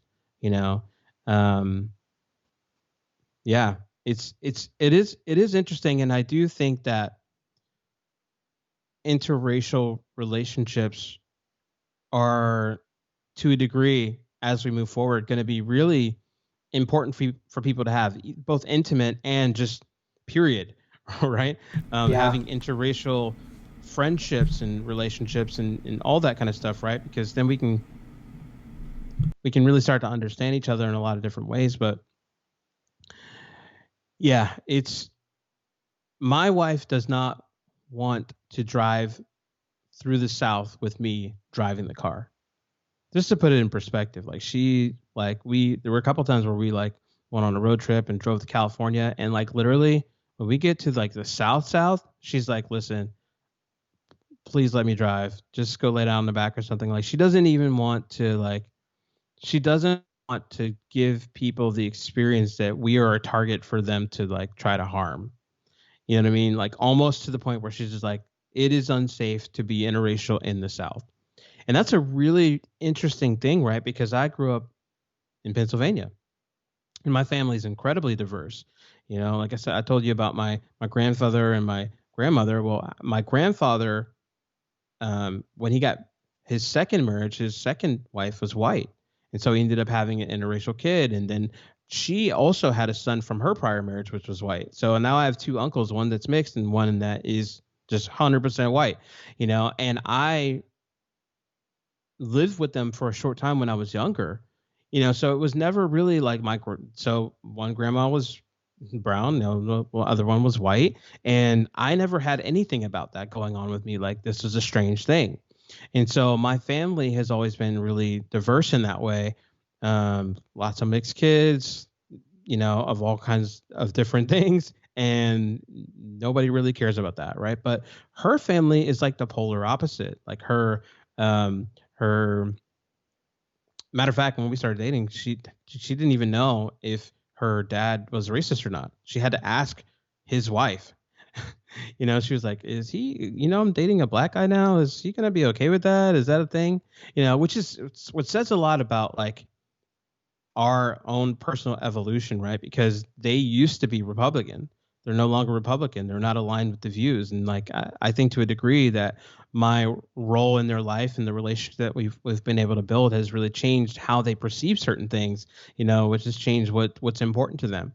And it's very interesting that can happen, just by introducing one or two people into a completely different scenario in terms of their relationships. Yeah. What I was thinking of as you're sharing that story is, and this is where I can agree, there is some ways to go in this country. And I never had this epiphany till just now. Maybe epiphany is the right word, maybe not, but I've had many conversations over the years with white women where they would be like, if I brought home a black guy, my dad would kill me. Like that. I believe that. That's a conversation I've heard that said, I would say at least 10 or 15 times. That's it?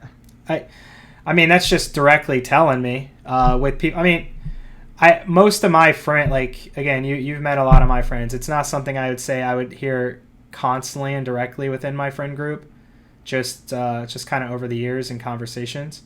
Maybe it's been a little bit more, but I'm just 10 to 15 sounds right. And it's just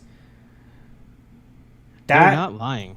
And that, I agree, is where there's a lot of room for improvement in this country, because what we're not saying is the qualities of this man, like how they treat you. It's just based off the color of their skin. My dad would lose his mind, basically. Like, my dad would disown me, essentially, and is kind of what they were saying.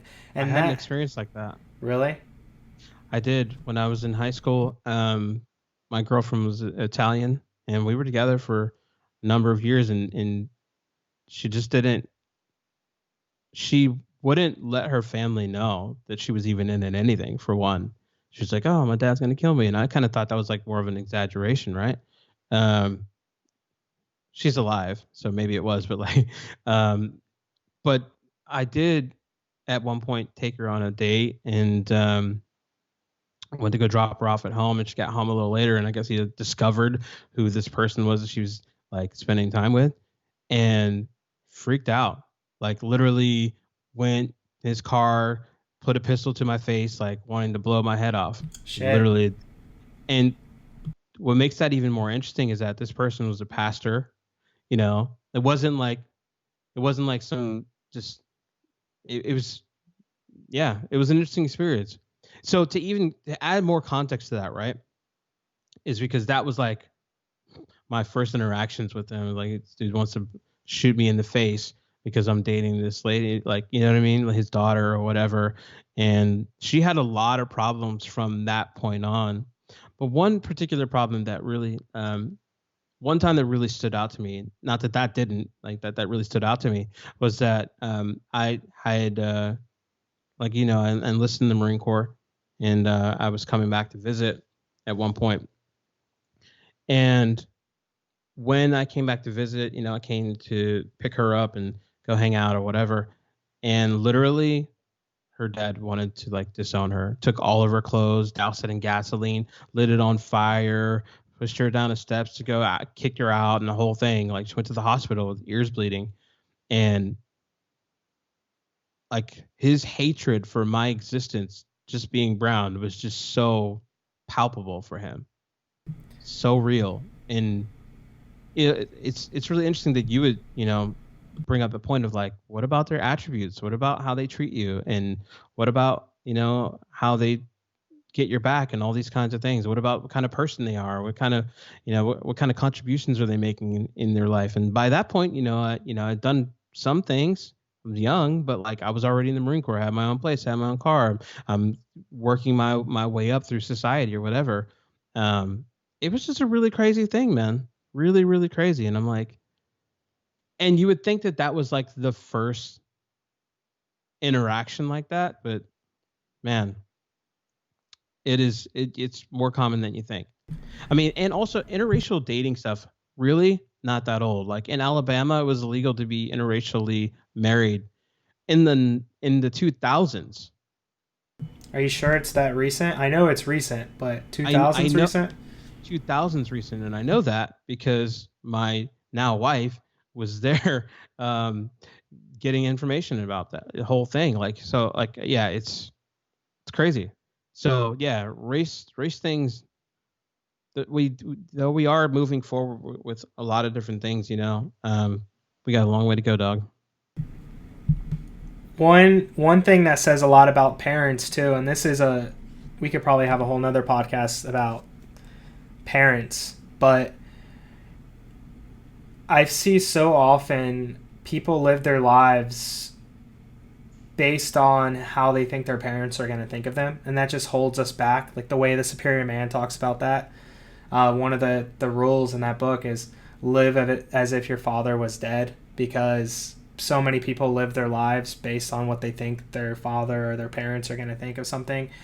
And it just goes to show you, like, does that father really love the daughter if they'd be willing to disown based on something that makes them happy? Like, rather than they would disown based on their personal preference that has obviously nothing to do with the daughter's happiness, and it's just like, not only is that like racist and prejudice, it's just like, is that true love by parents? And that's just not in relationships. That's careers, that's choices that their children make with, in religion and things like that. Like, so many parents are extremely judgmental when it comes to so many choices in their children's life, when in all actuality, it's like, I've never seen my daughter this happy. Like, maybe I should care more about that than what I feel about, like, again, ignorance. Again, more than anything, I think it's just it's ignorance, because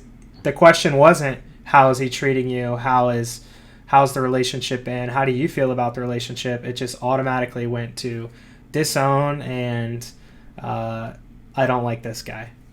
Yeah. It's a really, really strange phenomena. It's really strange.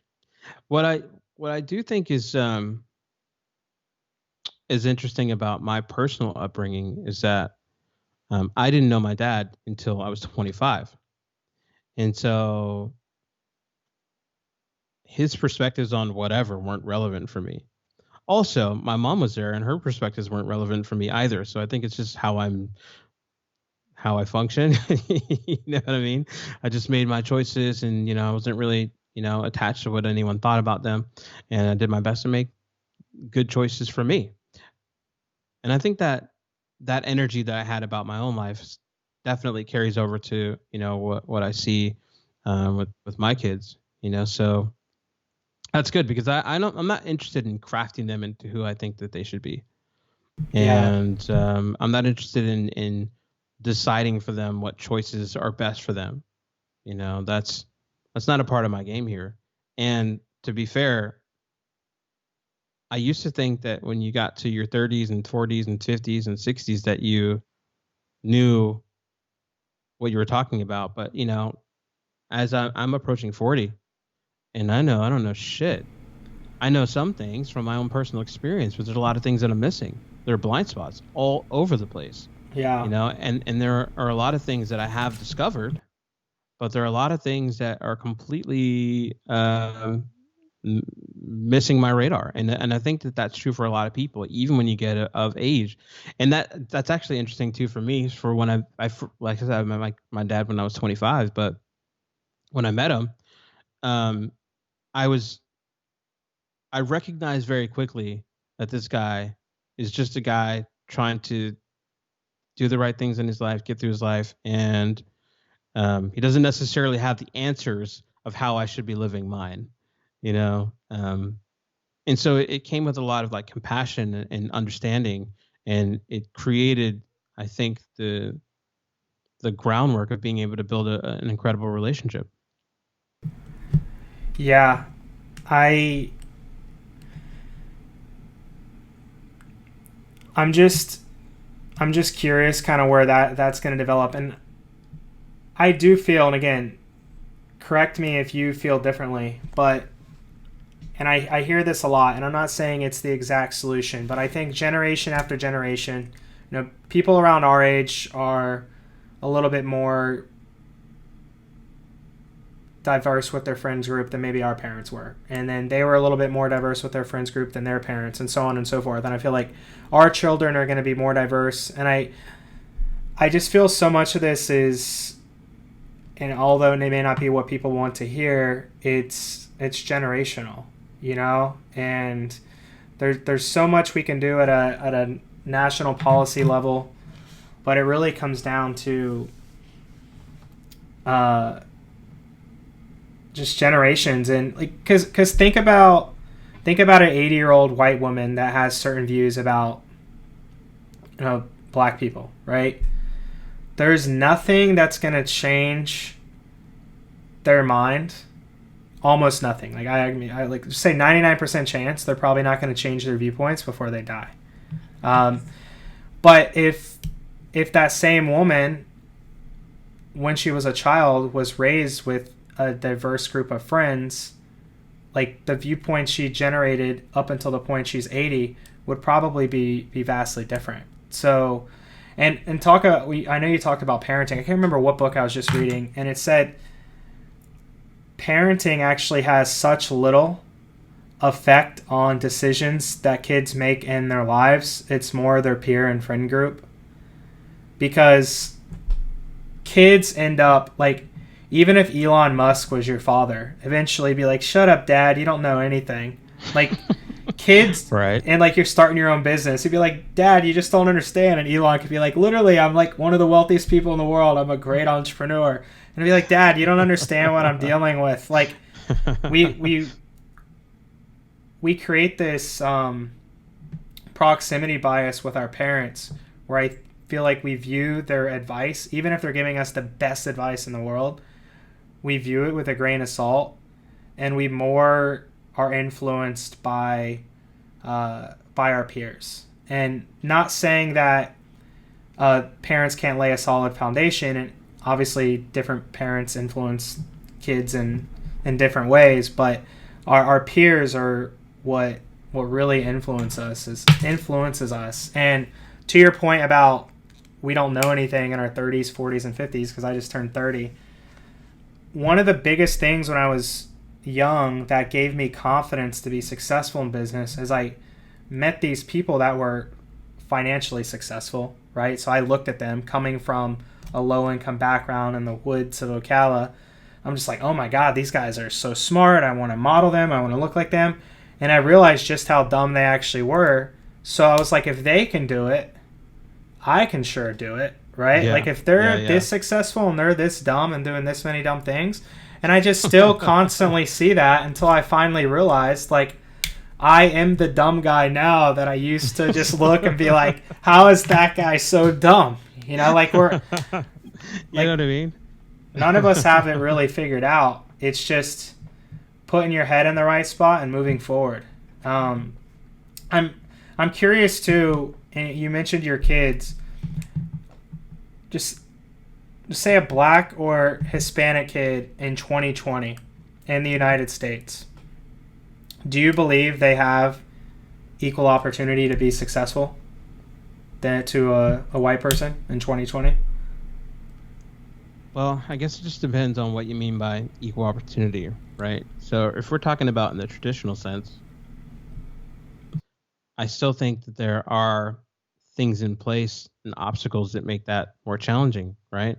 But I'm not from a, I don't live my life from a lesser than perspective. I think that regardless of whatever circumstances or regardless of whatever challenges, that's what there is to face in order to meet your goals, right? So, for example, let's say me, when I was a kid, I played hide and go seek in a dumpster. I sold my sister's shoes at one point so I can get enough food. I used to go to sleep early so that I can get um, free food at school, but that doesn't say a lot in terms of what's possible for me. That only says what I come from, right? So I think that people have to be less focused on what they have or don't have, what's missing or not missing, what obstacles are in the way, how hard it is or how whatever it is. And I think that you have to put aside those conditions and do what it takes in order to meet your goals, regardless of whatever that looks like, regardless of whatever you look like, regardless of if you have to put yourself through college, regardless of if your parents are divorced. I just think whatever the conditions are, they can't matter in the sense of like getting in your way as an obstacle. You just have to function with what is in front of you, period. Whatever that looks like. If it's race, if it's school, if it's like a disability, doesn't matter. That's what there is to face. And I don't think that anyone that has that type of thinking about what's in front of them is going to be denied.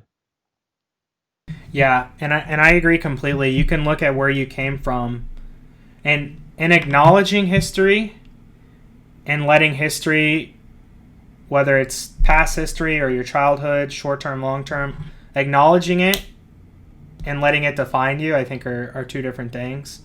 You can look at your childhood as a major advantage, or you can look at it as a disadvantage. And again, not saying there's perfect solutions for any of this, but even if it's a placebo and I'm making all this shit up in my head, I'd rather think positively and make the best out of the situation, because at least with positive, I'm going to navigate through life glass half full and use my upbringing as an advantage. Like because I didn't grow up with a lot regarding finances, and my parents got divorced at a young age.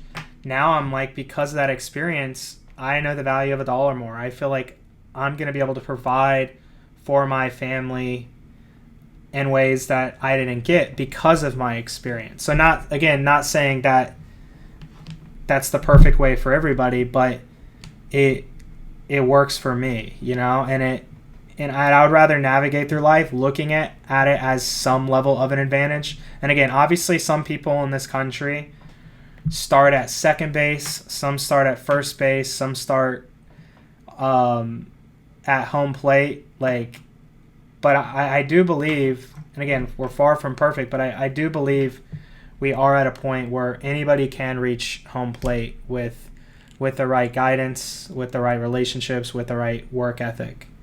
Yeah, I mean, for me, like, relationships are master keys, and I know I've said that before, and I really believe that, on paper, my upbringing would have been shit, but I went to 14 different schools before I got out of high school, and that gave me a lot of perspective. It also gave me a lot of relationships. It also developed me into someone that is able to be in various different kinds of environments and still build relationships. Today, for me, that functions as kind of a superpower. I can build relationships in any environment. And those relationships, in a lot of cases, have given me access to things that I wouldn't have otherwise had on my own merits. I wouldn't know certain things. I wouldn't be introduced to certain things. I wouldn't be told about certain things that other people are aware of. I had someone that told me about Bitcoin in 2011, and a lot of people had no idea about that, because I had a diverse set of friends that were talking about alternative currencies and creating their own and things like that, and started talking about those kinds of things. Now, I didn't take the actions I should have taken on it, but had I, because it was only like $100 at that point, $127, I think it was, something like that. You'd be a billionaire. easily with not that much effort, right? But my point is that like when you have access to certain relationships, you really get the benefit of other people's brilliance, their energy, and their other opportunities, and it really starts to close the gap on things, and your skill sets don't matter as much, or your lack of skill sets don't matter as much when you have access to it by virtue of the right relationships. Yeah, I agree. I think we both align completely on the importance of relationships. That's really my genius in business is the relationship side, not the day-to-day operations. And I'm the last person you want in operations in my company. I promise you that. So I want to touch on the white privilege topic because I know that's really popular. The reason that term for me isn't like, I know there are some advantages just because of the stuff that you were talking about dealing with police and being profiled and things like that. Like I can say I've been pulled over because I used to have like tuners and stuff when I was a teenager. I've been pulled over a ton, and I've dealt with a ton of asshole cops that obviously just are having a bad day or hate their life or whatever it is. But I never had to deal with what you had to deal with. So I can fully admit, and I can't try to understand something that I've never dealt with. But I feel like blanketing terms like white privilege, and I remember my childhood in the woods of Ocala. I mean, I grew up in a mobile home. There were kids that, like, we had a little bit of a property. So we had like a mobile home on like a little few acres, like in the middle of the woods. I mean, there were kids that, mostly white area, kids that live in little tiny trailers, single parents addicted to whatever, alcohol at a minimum, but just not a stable home. And in my head, I'm just like, these guys do not have white privilege, like they're, and that's where I view more of it. I think it's a class is much bigger than color of your skin in regards to opportunity. And I just like, when I hear the word white privilege, I think of my childhood and the kids I grew up around in really bad homes. And it's just like, what privilege do those kids have? Or not just those kids, like first or second generation immigrants that have come over here from, all over. We're talking about white specifically, but a lot come over from Mexico and Central America and South America. My grandpa came over here from Poland from a concentration camp in Polish and in Poland, and I'm just thinking, like, just because I'm white doesn't mean like there aren't a lot of similar hardships, and I think just the term white privilege doesn't do anything justice. It's like a paintbrush over something that really doesn't solve anything. And I feel, if anything, it's saying like that's kind of creating more racial divide and segregation, saying, oh, because this person's white, he's privileged. When in all actuality, it's probably more of like their class, their parents' education, the area they grew up with. And yes, those are like Black and Hispanic and other minority communities are disproportionately lower income because of a lot of things that we've discussed in the podcast, and because of a lot of history we didn't discuss. But do you think, like, what are your thoughts on the term white privilege, and do you think it's just a fair assessment to just categorize, just think of like low income white people that grow up with single drug addicted, alcohol addicted parents, which is actually a really, really big issue in our country right now, the opioid addictions in rural America and stuff like that. Like, I'm like, are those kids privileged because they're white? I'm curious your thoughts. Yeah, great question, right? Here's the thing. You can come from those arenas, and those hard environments, and the second that you leave there, like, you will still be white. You know what I mean? Like, if you go into a bar or a store, people aren't going to necessarily believe that you're there to steal something. So like there's a lot of unconscious biases that are put aside when you're white and then added upon when you're not. So when the term privilege, and like you said, it doesn't sound like those people are privileged in the traditional sense. And me and my wife had a conversation about this the other day, and she was like, well, I think more people would get it if it said, black disadvantage versus like white privilege, right? And so I don't disagree with that, by the way. Yeah, no, I didn't disagree with her either. Yeah. I was like, and this is once again like why we have to be really careful with our words. But I think what's interesting to really point out about the thing that you're saying is that you weren't concerned about being pulled over, right? Like you could get your tuner and make it as loud and as fast as possible. No, I got pulled over a ton. I probably got pulled over 10 times in 2 years. Since I got rid of my tuners, I've probably been pulled over 3 times total. So I did get pulled over a lot. I had a loud Honda Civic, I was definitely a distraction. Exactly. Well, the thing is like, the thing that's the missing part is that you weren't concerned about being pulled over as a possible death sentence. You were just going to be a kid. You were going to make your car loud and fast. And you're going to do what you're going to do. And then if you did something wrong and you got caught, you got pulled over. You were never concerned that, you know what, I might not make it home today. And I think that's kind of the difference. It's like there's this concern that is a part of your existence when you're brown. So I would never buy a tuner, right? Not because I don't like tuners or they don't look fun or driving around racing doesn't sound like a great good time. It's more so that I would never want to drive that much attention to my existence in a car for the possibility of being pulled over by have you seen my car? It's gray, it's just normal looking car. Nobody would like pay attention to it. Like it's very inconspicuous. Like no, it brings no awareness to anything other than it's a car, right? And that, that says a lot about like our experiences there. I've never been pulled over for doing something I shouldn't have done, like speeding or something. Never happened. The only times I've ever gotten pulled over were really inconsequential. Like I didn't stop long enough at a stop sign or something, and the cop thought I should have started longer. It was never for like I'm doing some harmful thing or selling, all the things that you hear as these narratives. Like I've done everything in my power for most of my life to just not draw any attention.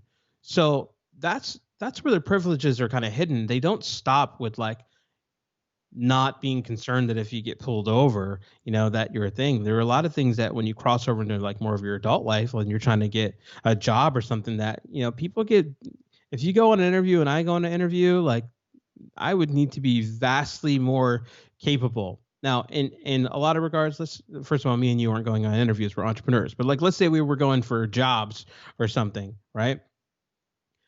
Those barriers are relieved for certain people and they're increased for others. Like I would need to be vastly more capable, right?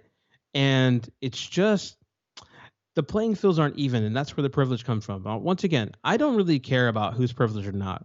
Like there are people that have way more money than me and they're smarter than me and they're faster than me and they're in better shape than me, and I don't care about that at all, right? Yeah. Do you think though, and again, we talked about the importance of words and the energy, and I just feel like the term white privilege is that like if the goal is to bring the country together, and I'm not, we talked about a lot of ways that, a lot of areas for improvement, which most of them I can agree with you on. The goal is we want to bring the country together. And then there's, millions of super, just say, low-income, working-class, white Americans that are just like, where is my privilege? Like, we're trying to bring people together. And it's just like, I agree and understand what you're saying. They may not have to deal with getting profiled by police and things of that nature. But it's just, is that the best choice of words for a movement? And it's just like, and I don't think so.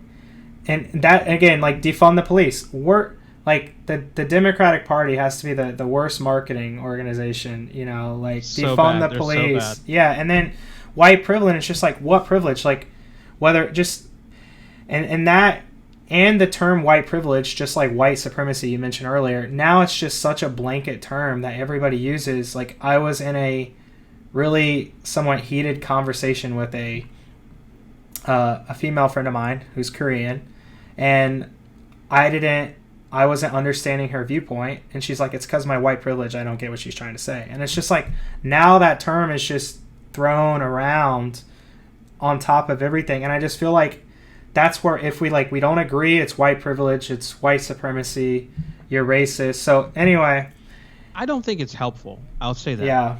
And I think we have to be really careful about how we use our words in regards to that, because it definitely can be more destructive than it is helpful. Regardless of if there are biases, or not for certain people, and not necessarily the same ones for others. I don't think it's helpful, I guess is the best way to say that. Then, yeah, I think politics in general is terrible at marketing, at least in the sense of like making people feel good and be connected. Very divisive stuff. But I think it's our opportunity to have these kinds of conversations and to bring viewpoints to the table where they can be, better understood, from someone else's perspective. Yeah, of course, someone that comes in from a rural area and they're growing up in a trailer, and their neighbors are kind of like having a tough go of it, are not going to see, they're not going to see the unconscious biases that they don't have to deal with, and also that doesn't mean that they don't have a tough road ahead of them. You know what I'm saying? Like, it doesn't mean that they're not going to have to deal with a lot of things to like better their life. They probably are, if they're coming from the ground up, no question about it, and I don't know. I think it's, once again, I'm not interested in like empowering certain terms with energy. By the way, I'm not a huge fan of like the term Black Lives Matter either. Even though I have a sense of what that's supposed to mean, to me, it's kind of like a blanket statement in a way. Just Black is not a constitutionally protected class. Like, you know what I mean? It's not a thing. So I feel like it has people saying that they're a thing in terms of marketing. Like, oh, I'm a thing. Well, you're not really that thing. And that thing doesn't really exist in the terms of like who should be protected under what classes. So getting kind of swept up in the whole thing or whatever is a little bit different. That doesn't mean that I don't believe that there are underserved communities or people that really need some care. But I think that's kind of a different conversation. Like, there's a specific audience that really needs some care in a lot of different ways. And we need to take care of our people better. And our people, in a lot of ways, are not. And when I mean by our people, I'm saying Black and brown, right? But for the most part, I get where they're trying to go with it, but I'm not really, I have a lot of things around that whole thing, but I do think good things are coming from it. People are having conversations, that they wouldn't otherwise have. People are challenging things they wouldn't otherwise challenge. Maybe some good things are going to be ushered in or whatever. But I think for me, my focus is literally take care of people in the right ways, period. I agree with that. Just one final thought on the white privilege thing. What was the statement you said Carrie made, that an alternative name for? Well, she wasn't saying that it should be an alternative name. What she was really saying was that she thinks that more people would get it if it was phrased differently. Like, because some people that come from rough upbringings, and she came from like a rough upbringing, she doesn't see white privilege as white privilege necessarily.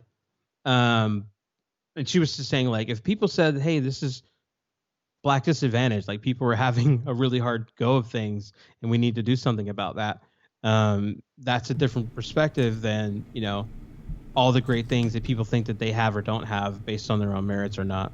Yeah.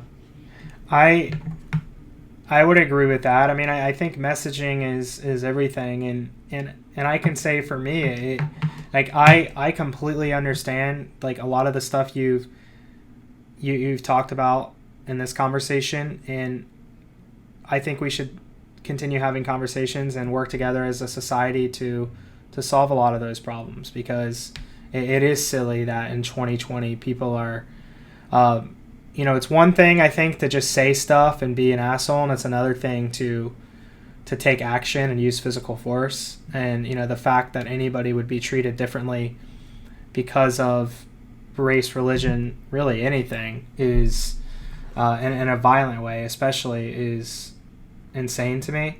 But yeah, that term white privilege, and it's just like, I grew up, Lechon, around like, I mean, I'm trying to say this in like the nicest way I can. I mean, why? Just say it. No, I mean, I guess a lot of them nice people. It's just like the lowest end of the totem pole, and like from like an income standpoint, an education standpoint, a just human development standpoint. I mean, these rural areas, and it's not that so many of them weren't great people, but it's almost like a I mean, humans is such a broad term. I mean, there were just like so many different levels of developed humans, you know? Sure. And it's just like in my head when I hear white privilege, based on my childhood, because that's, you know, it's my experience, and we all have different experiences. I'm thinking like, what white privilege do some of these people have that I grew up with? And I kind of agree with Carrie. If it was phrased different, I think most people would be able to get behind it, and we'd be able to like rally around something. You know, unfair treatment of people of color by law enforcement. It's like, let's fucking stop that. Like, that's ridiculous. Like, yeah. I will not stand for unfair treatment. But it's just like the term white privilege, and I'm not denying there are some privileges for you know, me especially, but when I just think about the area I grew up in, and I'm just like, these guys are the last word I would associate with their upbringing is privilege. It's privilege, you know? Yeah. These words are meant to be divisive, though, right? And that's why I don't like to use them, because I don't think it really covers all the bases or ticks all the boxes, or really has enough context for what certain things really mean in people's lives, you know? So I think it's up to people like us, and that are willing to have the right conversations about this stuff, kind of unfiltered, like you would say, to think about that, you know? I don't have an extremist perspective on anything, I don't think, you know, except for being an entrepreneur. I'm extreme about that. I'm going for it, you know, but let's transition to that as well. Something I am passionate about, and something I want to get more into as I develop more experience in business and build more success, is I believe entrepreneurship, i.e. capitalism, is the solution for so many low-income communities of all colors. And I want to get more into just giving people the confidence that, hey, like, no matter where you come from, if you offer a good service to society, you can do well. And I'm aware that some people start at home plate, some people are starting at second base. I mean, but home plate is a destination for all of us in this country, and I believe that entrepreneurship is such a solution and great equalizer for all low-income communities. And I'll give you an example of just, we think of entrepreneurship, or at least when people talk to me, they're like, Jeremy, I don't have an idea for a business. I want to know what to do. I don't know how to run a business. And I think so many people look at a business as such a big, complicated thing to run. And it can be if you're trying to build an enterprise, if you have dozens or hundreds of thousands of employees, obviously that's a little bit more complicated than being self-employed, right? I think even the word entrepreneur, we like keep going back to the choice of words, like that may not even be the best word for what I feel is going to empower society, especially those of low income. It's self-employed. And my massage therapist, I've gotten a massage for her a few times. She's the best I've ever had, so I started using her regularly. And she's had a strong accent, but normally I'm just in a mood to just relax and get a massage, right? I'm not feeling like talking. But I was just curious to her business model, and so I knew she was probably born outside of the country, so I was like, where are you from? And she's like, oh, I moved here from Venezuela a few years ago, and I was like, how many massages do you give a day? In my head, she probably does like 3 or 4 a day, right? I'm like, how many massages? Like, how much energy can you have in these arms and hands to just be... She's like, I'm going to give 7 massages today. And I'm just like, just say 80 to $100 a massage. Let's just say 80 on the low end. Like, what other job out there can you work? It's probably a 10 or 12 hour day for her. So I'm not saying that everybody should work 12-hour days giving massages, but it just shows you the opportunity that she can give 7 massages in a day, make $500 in income in one day with that skill. I mean, like, what job? Like, college graduates would dream to have a job where they could make like $500 a day, and then she's coming with just a skill. Obviously it takes time to build a book of business and stuff like that, but I mean, that just shows you the opportunity. I mean, she can earn $500 on a busy day giving massages, and she came here. She speaks minimal English, like well enough for us to converse, but I don't, English is definitely a second language to her, and she's able to earn income like that. And I just feel like if we just inspired more people to take their financial future and put it in their own hands and just be like, F colleges, not saying college isn't for everybody, obviously, or isn't for some people, it is, but I don't think it's the path for everybody.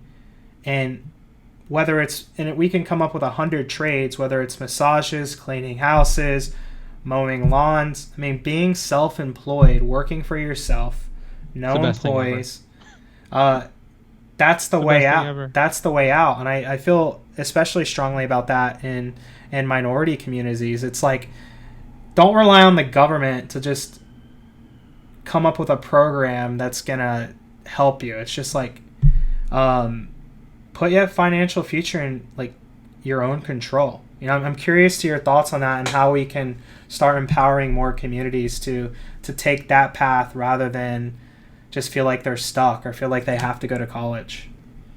Yeah, I'm 100% in alignment with you on that.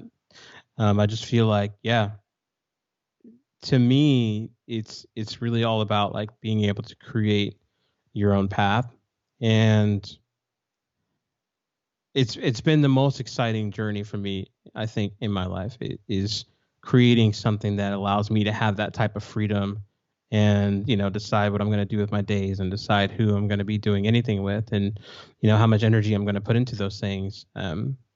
It's just fantastic, and I wish that I knew earlier that was like a path that I should take, really. Like I would have rather come straight out of the military right into being an entrepreneur, but I didn't really do that. But also I didn't really come from a family of entrepreneurs in that way. I mean, my mom did some things, but everyone else did like really hard, menial jobs that didn't pay them that much, or things I just definitely knew I didn't want to do. Like I didn't want to be a trucker or anything like that, and I think a lot of what's possible there has a lot to do with like who you interact with or what communities that you're in. Because if you can get a sense of like what other kinds of things people are doing and what are the frameworks for doing those things, or how do you do it, what's the information around it, and I think it makes it more possible for people to kind of put the power in their own hands in terms of like what they're going to do with their economics and how that plays into serving their families. Yeah, We can do a whole podcast on that. No, we actually should. Let's do a whole conversation about that, because there's a lot of depth there, I think, that we can go into, and I would love to chat about for sure. I know Kevin Hart, I believe it's Chase Bank he has a partnership with, Chase or JP Morgan, and he's going to minority communities and educating youth on like finances, how to start investing at a young age, like even if it's $5 or $10 a paycheck. I mean, and I think to really start creating change in our society, just empowering people to take control of their own finances. So that way, if there is that asshole boss, there is that somebody that you feel is holding you back, you can just be like, or that asshole client, I have 100 other clients, I don't need you. And because we're never going to be able, I think we can always improve. We're never going to get rid of prejudice completely. We're never going to get rid of assholes completely. When your future is in your own hands, I just feel like you create your own destiny. And I think that's something I'm going to get more into, over the years. It's just going into low-income communities of all types, and telling people that they can, that they can earn a good income working for themselves. They'll be able to have freedom. I mean, not only can, again, massage is just one example. I'm sure we could literally come up with hundreds. Not only can she earn $500 of a busy day of labor, which is great, she has schedule flexibility too. Not only can you earn quality income. You choose when you're doing the thing. Yeah, if you just, I want to take off Friday, Saturday, and Sunday and spend some time with my family or with my girlfriend or boyfriend, I have that flexibility to do that. So not only are you creating your own financial future, you're buying time and schedule flexibility, and being self-employed is definitely the way. And then that's your call if you want to grow a company. Growing a company is not for everybody. If you want to be a one-man shop and earn enough income to support you and your family, and that's it, that's awesome. And that's middle class, by the way. That again, like we hear politicians all the time talk about, I'm going to bring back jobs, blah blah blah. It's like, fuck a politician trying to give me a job. You don't need anyone to provide a menial job for you. Go out and get it. Go out and get it. Knock on if you want a job. Jobs are obviously, we have a great team. I'm very grateful to have a great team. If you want a job and you don't have a job, knock on every door until someone hires you. You know what I mean? Someone eventually is going to be like, I appreciate that level of tenacity. I appreciate that. Hey, I'll work for you for free today if you like what you get. Let's talk about something longer term. If you don't, you get a free day of labor. If we just had that mindset as a society, I mean, think about how many more people would be getting hired. Dude. So I definitely feel like being creative about how you approach those things really changed the game. People that, from their mindset perspective, are not going to be denied, eventually they're gonna create an opportunity in some way. And I agree with that 100%. In economics and in entrepreneurship, all of that kind of stuff, to me, it has been the one thing that I think most of my family is missing in terms of what they're not doing in their lives to make it better. And it's the one thing I think could really solve a lot of the issues that they have and challenges. And so, yeah, and I believe a lot of it comes from our education system and big corporations donating to our education system. But where did we come in a point as a society where it's just we don't have jobs, we're just gonna sit around and wait till somebody calls me back? And if I'm just if I had now I don't do manual labor because it's just not necessary for my business, but if I had a family and we were short on cash, I'd be fucking knocking doors. I wouldn't just be no one's giving me a job. This economy sucks. These business owners are selfish and greedy. I do whatever it takes. And how do we shift that expectation where it's not a society's responsibility to create jobs. It's our individual responsibility to create value for the marketplace. To be fair, I don't know a lot of people that are waiting for, jobs to be created and all that kind of stuff. I don't think I've ever met a single person that way. Totally, but a lot of people will go a long time being unemployed just waiting for a job. And I may be a little drastic with my claim there, but I think you kind of get the message. It's just like, if I don't have a job, like, I'm going to go create one for myself, Yeah, I mean, I think there are a lot of things that can be done with the right intentionality or the right skill sets. And but to be fair, the way that you think about things and the way that you go after things is uncommon, and there are a lot of things while you're coming up. And I know you touched on this education thing, to a degree, but yeah, I mean, people go through their whole lives kind of being through this indoctrination of what they're supposed to become as a worker, versus like how they can create this life of freedom and financial stability on their own terms. Like, people aren't geared from that unless you come from like a family of that, or you have peers that have met those opportunities in a particular way, that may seem completely foreign to you. Let's make it the new normal, man. That's what I'm saying. I'm not blaming anybody for thinking that way. I'm just how did we get to that point as a society where it's the society and the economy's job or a president's job or anything like that? And I'm not saying this is a majority of America, but I would say it's a large chunk. It's tens of millions of Americans that, hey, there's no jobs for me. Well, I guess I'm just not going to have an income. It's just like, how do we shift that narrative, But, for a person that has that mindset, you got to really get that's a mindset. There's some way that they see things and something that they've been told that is shaping their belief systems around it. And so, yeah, I definitely, let's make this a new normal, brother. Sounds good, bro. Yep, we're coming up on our recording is about 2 hours and 40 minutes, man. We crushed that. Yeah. That's it. Yeah, so thanks for coming on the call, Lechon. Or the call. You know what I mean. It's only my second interview. Like, I'm still getting used to the terminology. Thanks for coming on here and having a conversation with me. Really enjoyed your perspective and your time and insight. Thank you for having me, man.